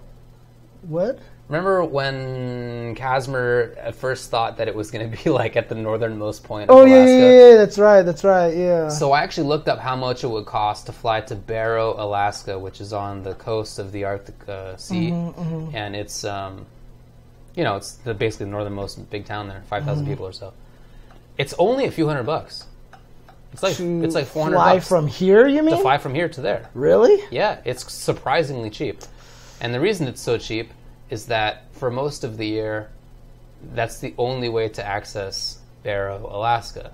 It's frozen, so you can't take a boat, and there are no roads. Gotcha. So they're just sending airplanes to Barrow every day. Oh, okay. And if you want to hitch a ride, you can do it. That doesn't sound comforting. No, I mean they're normal flights. I'm just saying like it's happening anyway. So the reason it's so cheap is that like they're just always sending flights to Barrow. Okay, gotcha. Okay. You can go. I bet they've got the Aurora there. But don't go this time of year because it's going to be too bright. Right. Mm-hmm. Go more during when it's darker for most of the year, basically, right? Yeah. So, because obviously at the hot... I mean, honestly, $400 for a flight is not... To Barrow? To what I thought it'd be $1,000. Like, it's not, but it's not. Mm-hmm. Anyway, how's Team Yuzube going? Jubei's bad. He's not very good. Yeah. And Yuzu is ridiculous. She's top tier. If I said it on the stream, if I paired her with Jin, it's like guaranteed that's like a top tier team because Jin is just stupid. Right? Yeah, Jin's pretty good. If I paired her with like Gordo or Ruby or S or something like that, it's going to be so much better than what the team is right now. But there is some interesting things about the Yuzube team that work particularly well. Like I said, the nice thing about Jubei's neutral assist is it's very, very long. Mm-hmm. It hits for a long time, which gives you a very easy confirms and stuff like that. But not only that, but it scales so low. So I have a combo that does 9,200 damage for one super. Dang, okay, right? not One bad. super on a super easy, low starting, half screen, low confirmable combo, right? And it's 9,200. But when I switch him to other characters and do the same combo, the combo drops down to like 8,000 damage to 7. Especially if you do Blake. Like anything with Blake kills the damage. Blake just murders damage. Yeah. I'm not sure what it is about her. Weirdly. Yeah, like her assist just murders damage. Yeah. And so that actually works out. And then Jubei has the assist with the bouncing ball. Mm-hmm. Like while that bouncing ball is on screen and Yuzu's just like throwing swords everywhere, like I can just whip swords in like 4 directions and it doesn't even matter at that point in time. So that character, I feel like the team works really well. The problem is if Yuzu ever dies, then like I'm in massive trouble. Because the other problem with Jubei too is he can't convert off of anything into big damage combos without an assist. Mm-hmm. Anytime you do B slashing, which is like his main weapon, you can't extend the combo. As soon as you do the B slashes, your combo is done. You end with a towards A or a back A, and that's it. That's like the best you can do. There's literally no way to extend it except maybe someone said in the air I can do 236C, the metered version of the little dot dot dot dot thing, you know. And that move, by the way, I guarantee you, if you took that move out of the game, I think Jubei would get better. What? Yeah, because that move in the air is like the biggest garbage ever. Because it's like you have to have an assist or you are dead. Because it has so much recovery at the end of it. It is like, it's ridiculous. And every time I do a combo, I have to high jump into A. And you know how high jumps work when you do combos like that. It naturally does a quarter circle forward motion. So a lot of times I try to do high jump A and I come out with that move. I drop my combo, they block it, and then I die, basically. So if they took that move away, I actually think Jubei would get better. Interesting. But do you feel like when he's on point with Yuzu assist that he's good? Or he can be decent just because if you block the BB thing, he has a high-low mix-up. Yeah. Which can only be extended with an assist. Okay. So if you have to take that, if you don't have any push block, then it's a problem, right? So, dude, what about like side-to-side mix-ups? It's too hard because he has to do the dash, and it's not fast enough for him. And you're never in a position where the enemy is not doing anything when you're right next to them. You know what I mean? Maybe I should try some meaty situations, but I very rarely get any knockdowns. He has the one where he leaps over you and claws all day like that, right? But that thing is completely unsafe on block. Do we do a woo for 1 bit? Easy, bruh. We can do a small one. We can do a small woo. There you go. So. But yeah, but Jubei also dies the push block as well. If he ever does A into B, you push block it, the B just like sits there. He's like, woo, kill me now. So basically all I have to do is attack with raw B. Because if they push block the first one, usually the second one recovers in time that I can actually be okay. Interesting. But he's not a very good character. He's definitely very weak. And I'm not sure how they could make him better, but I feel like... you watched an ad for those 2 bits. Can you do that? I didn't even know you could get bits for watching ads. I don't know that much about the bit system. Thank you, Easy Bro. Much appreciated, dude. Seriously. Yeah, I think that... Really? You can? Wow, that's cool then. Thanks. Yeah. Easy, bro. Wow, I should get some free bits. But Yuzu is super strong. Yuzu is super strong. And the way that I feel like I mean, it's interesting because her low is so good. And so it actually turns out that you get people having to crouch block a lot just to be safe. So you have to use her crash attack a lot. But she jumps really far when she does it. So she has a really good crash attack. So it's actually pretty good. Yash wants to know if the guy with the fold-up chair is any good in BB tag. Yeah, I think Jan got 3rd at Kumite in Texas. Nice. That's a good joke. Nicely done. That's a good joke. Yeah, I like that. Okay. I like that. Come on. Yeah. It's hard for me to get too excited right now. Oh, I killed it. Oh, man. It's a good joke. Come on. Yeah. Well, I mean, David played me with the with Sagat versus Sagat that one time, so. Yeah, it was technically on stream. Yeah, it was technically on stream. Shine was a Smash event that was in Boston. Yeah, talking about Kanji, of course. No, that's what Yaoshi is asking about. Kanji is the character with a folding chair. I don't think he's very good. He has a great assist. He has the great assist where you hurl the chair. The chair and the drop kick, I think, are both really good. Okay. Yeah, but that's such an interesting thing. Is like I feel like some characters were designed like the Shinko syndrome. They're like, wow, this assist is really good, so let's make this character kind of ass. I mean, honestly, in BB Tag right now, it really feels like here's top tier and here's low tier, aka here's long range character and here's short range character. It really feels that way right now. I don't feel like the short range characters have life in this game, but if you're like Blake, and Blake, his range is super good. Aurier's jump A is super good for range. She has crazy range. Yeah, she stabs in from anywhere. Dude, I was fighting against Amai. Mai has like ridiculous range with that staff that she has. The thing hits everywhere. S's range is super good. Ruby, Gordeau, Merkava is super good. God, Merkava was driving me nuts. Sora's Merkava was driving me nuts. I don't think it's fair to call Ruby short range. She has some big buttons. She has whatever the gunshot's called, and she has Buzzsaw, which can be made safe. So yeah. I wouldn't call her short range. I don't even know if Jin counts as short ranged either. Really, it's like is Yang short ranged? I wouldn't say so because she has the little air fireball that's so important to her game. Yeah. So she can do stuff at mid range. So can Jin. Right. So I'm thinking more of the Makotos and the Akihikos. Yeah, for sure. That's what I thought you meant. Kanjis and stuff like that. Yeah. That's why Waldstein is better than Tager, right?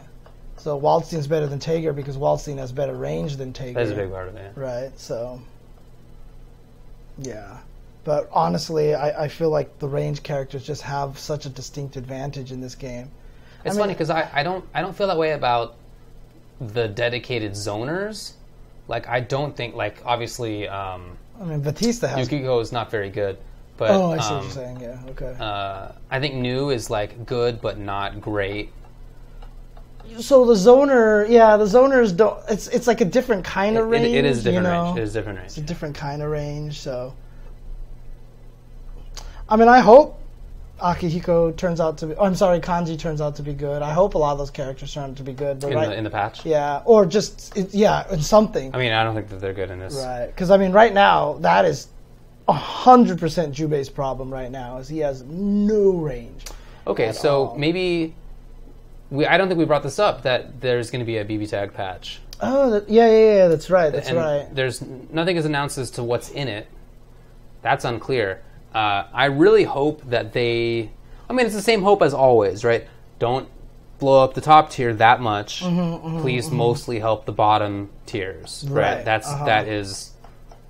The preference. Yeah, the answer to your question, Night Slash, is Waldstein has amazing buttons in Unist. He does. He was basically my worst enemy in that game. Actually, might be better in Unist because there's more targeted ones that are a little bit... Because when I played Nanase, I could not beat that character at all because he just stood at one range and was like, H, and I died. Yeah, Mimic agrees. Yeah, I think Mick. I think he has better buttons in Unist. Yeah, But yeah, that'd be interesting to see what they do with the patch.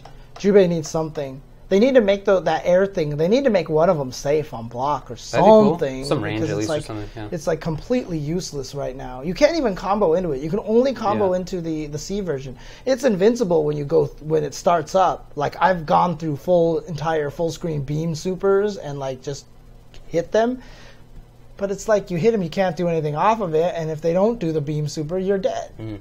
Right, so I'm just not sure how to make... The only one that's decent is quarter circle back B, which makes him do the weird Z pattern, so you can go to the other side, call an assist, and try to confirm off of that. But again, if it gets blocked, you die. Like the timing to make it safe with your assist is earlier than it is if you have to do it react on block to make it safe. You know what I mean? If you do it and then call your assist so that you can combo off of it, if they block, your assist has already been called and you're going to die. What do you think about using maybe like walled slashes assist, because it's pretty active, lasts for a while. Oh, that could work. Maybe Yuzu's not the right teammate for that. Might not be, or something. So, or like maybe if you think that he's going to get punished, just do an active switch to Yuzu. Oh, interesting. I haven't thought about something like that. Okay, yeah, that'd be useful. And you know what? You're probably right. It's probably more. It might be more useful for some of those switch combo, like switch mix-ups. That's what I mean when I say side-to-side mix-ups. I think that's mostly what I'm thinking. Yeah. Okay. I'll have to look into it. So, I mean, like I said, there's a lot of things about the team. Like, I love Jubei as a backup for Yuzu. Like, I love that part of it. But it's just as soon as I have to use Jubei, like even when he activates Resonance, like he can't even really do any crazy combos. It's really unfortunate. He's really limited on a lot of his combo paths, which makes me sad. So yeah, the Snake Eater. I think I agree that Wald sounds like a good teammate for Jubei. Yeah, I'll have to look in that. Wald is a good character. He's got good assists. Yeah, he's just good for everybody, pretty much. So. Yep, he's a really good pickup. Wald is awesome. Best grappler, probably.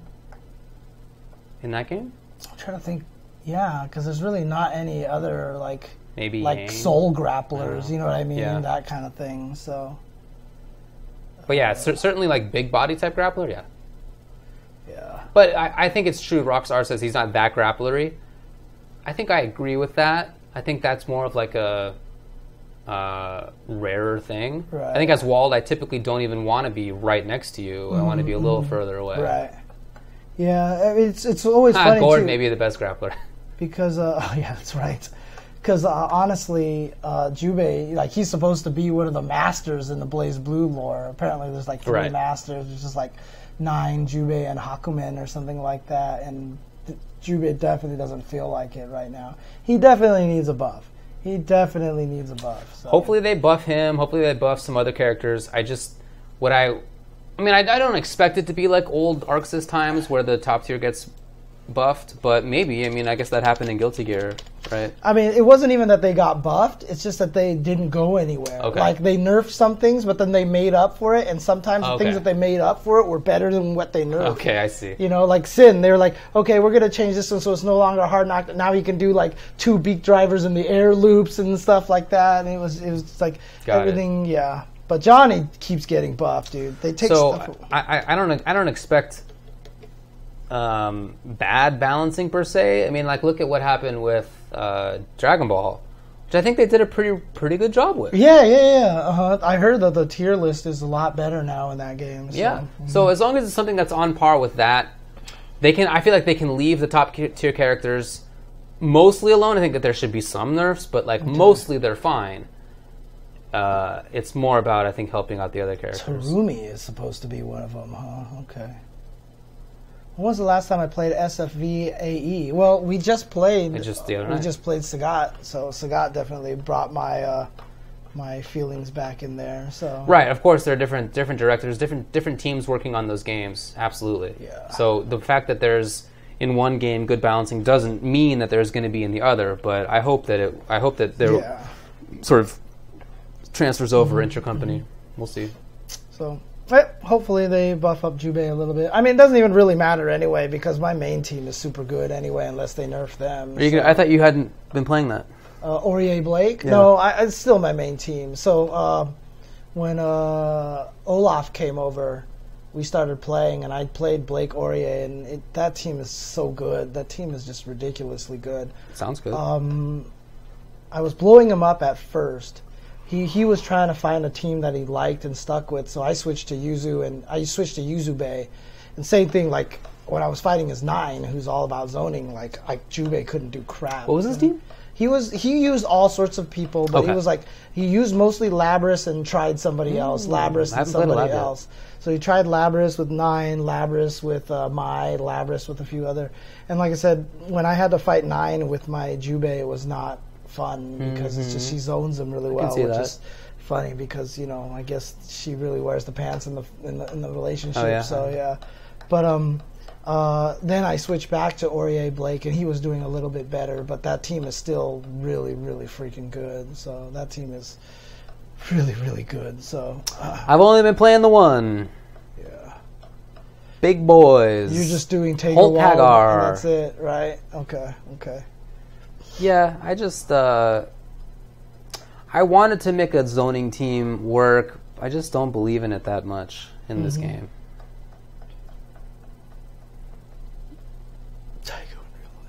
Labris is the axe girl. Yes. With the robot one. Yeah. Yep, Jubei and Nine's kid is Kokonoe, right? I have no idea.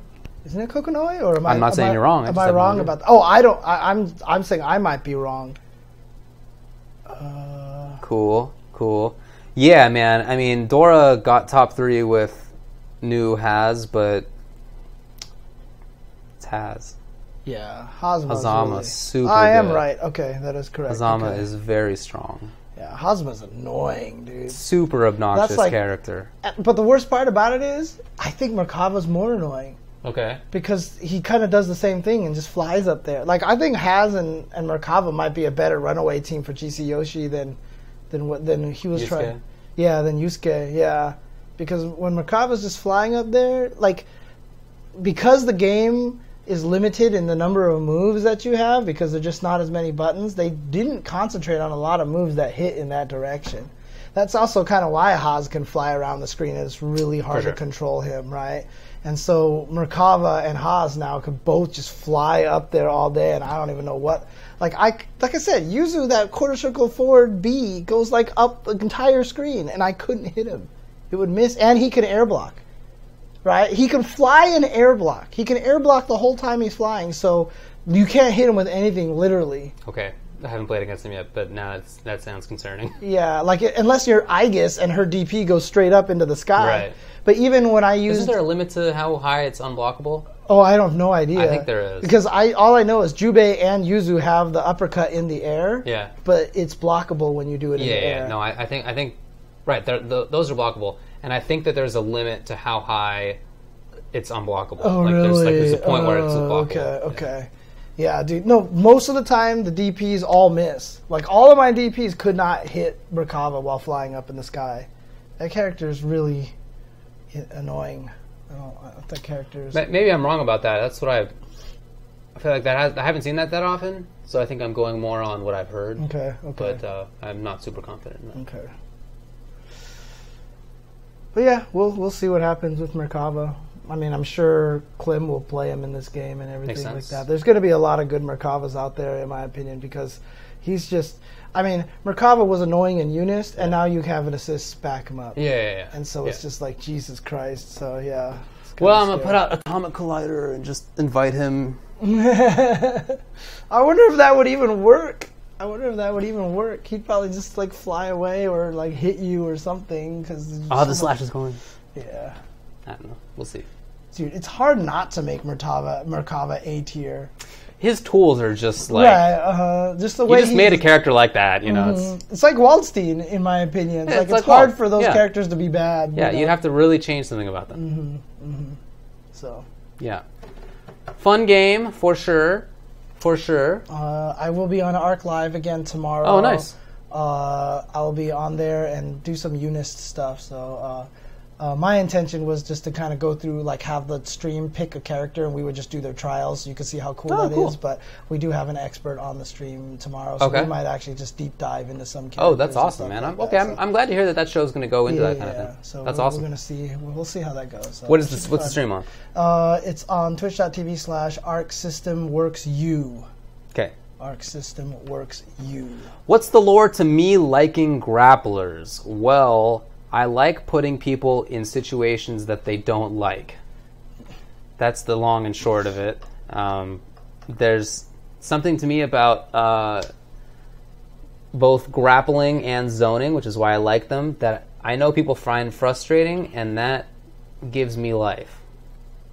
That sounds about right. That's the true story. In fact, that's the same reason that I played defense when I played hockey back in the day. I got more satisfaction out of preventing other people from scoring than I did out of scoring myself. Yeah, and Panda Milker, I'm not good at third strike at all. I'm like, okay-ish. Like, if I play it a lot, it's not. I can remember stuff that I'm supposed to do with Dudley, but I'm not even. I wouldn't even consider myself an expert by any means in that game. So it's all good. Yeah. Yeah, I feel like grappling and zoning are two sides of the same coin. Yeah. For that reason. Yeah. I mean, that's why, and it's why when I talk to guys like Derek Daniels, you know, who's worked on God of War and stuff like that, and Seth Killian, you know, we have that belief that you can't make them the strongest characters in the game because they make people quit. You know, they make people like Fuerte is another character that makes people quit. Love Fuerte. Right, and that's the thing. I think it all But works. the thing is that for him, my interest in him was not that he makes people mad. Like, it's not about the individual little mix-ups. It's more that I really liked that his run mechanic was so unique. I don't mean that the follow-ups out of it. I mean, like, he didn't have footsies. He only had footsie normals. He had run as his footsie tool. And I thought that was really unique, really interesting. So I wasn't out there, like, doing the stupid flip mix-ups constantly. Right. It's like, yeah, I mean, but that's why Kai, Happy Tang, played him. Oh, yeah, definitely. Because he just wanted to piss people off. That is definitely why. Right? Yeah. So I'm not saying the character doesn't do that. I'm just saying my interest in it wasn't that side of it. Okay. Yeah. You made a Sagat rage quit as Sakura? I mean, lore-wise, that's actually kind of sad, because all Sakura's trying to do is be as good as Ryu, and then she beats up Sagat, and then Sagat rage quits. I don't know. There's something lore-wise about that that's sad for Sagat, so... Interested in an interview with your university's professor? What's Snake Eater talked to me about it. His university's professor found out that he was into esports and really wanted to do, and he's interested in studying up on it, and especially like the way Japan plays, you know, fighting games and everything like that. And so he messaged me, and I said, I'm totally down. I'd be happy to help, of course. I'm totally down if the professor ever... Because I think more intellectual studies on video games is important. You know what I mean? Definitely kind of agree. like that, so I'm definitely down. So in the eSports Bar Association that I'm helping to start up, one of the committees that we're creating is a publications committee with the intention of helping people publish esports-related academic articles. So, yeah, I think that's really important. Okay. I'd love to see more of that.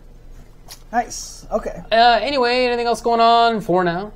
No, I think I'm done. Okay.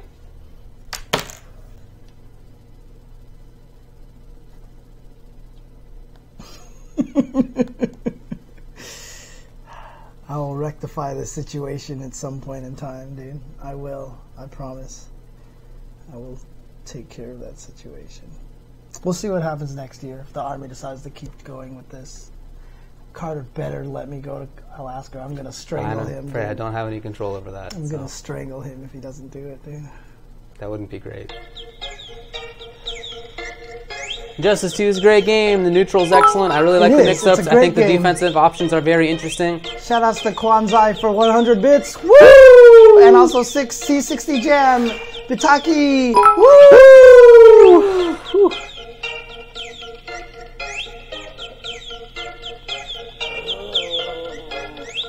I have to switch this thing. Oh no! We're still here. No! You could hear the Northern Lights. It went wah wah wah. What?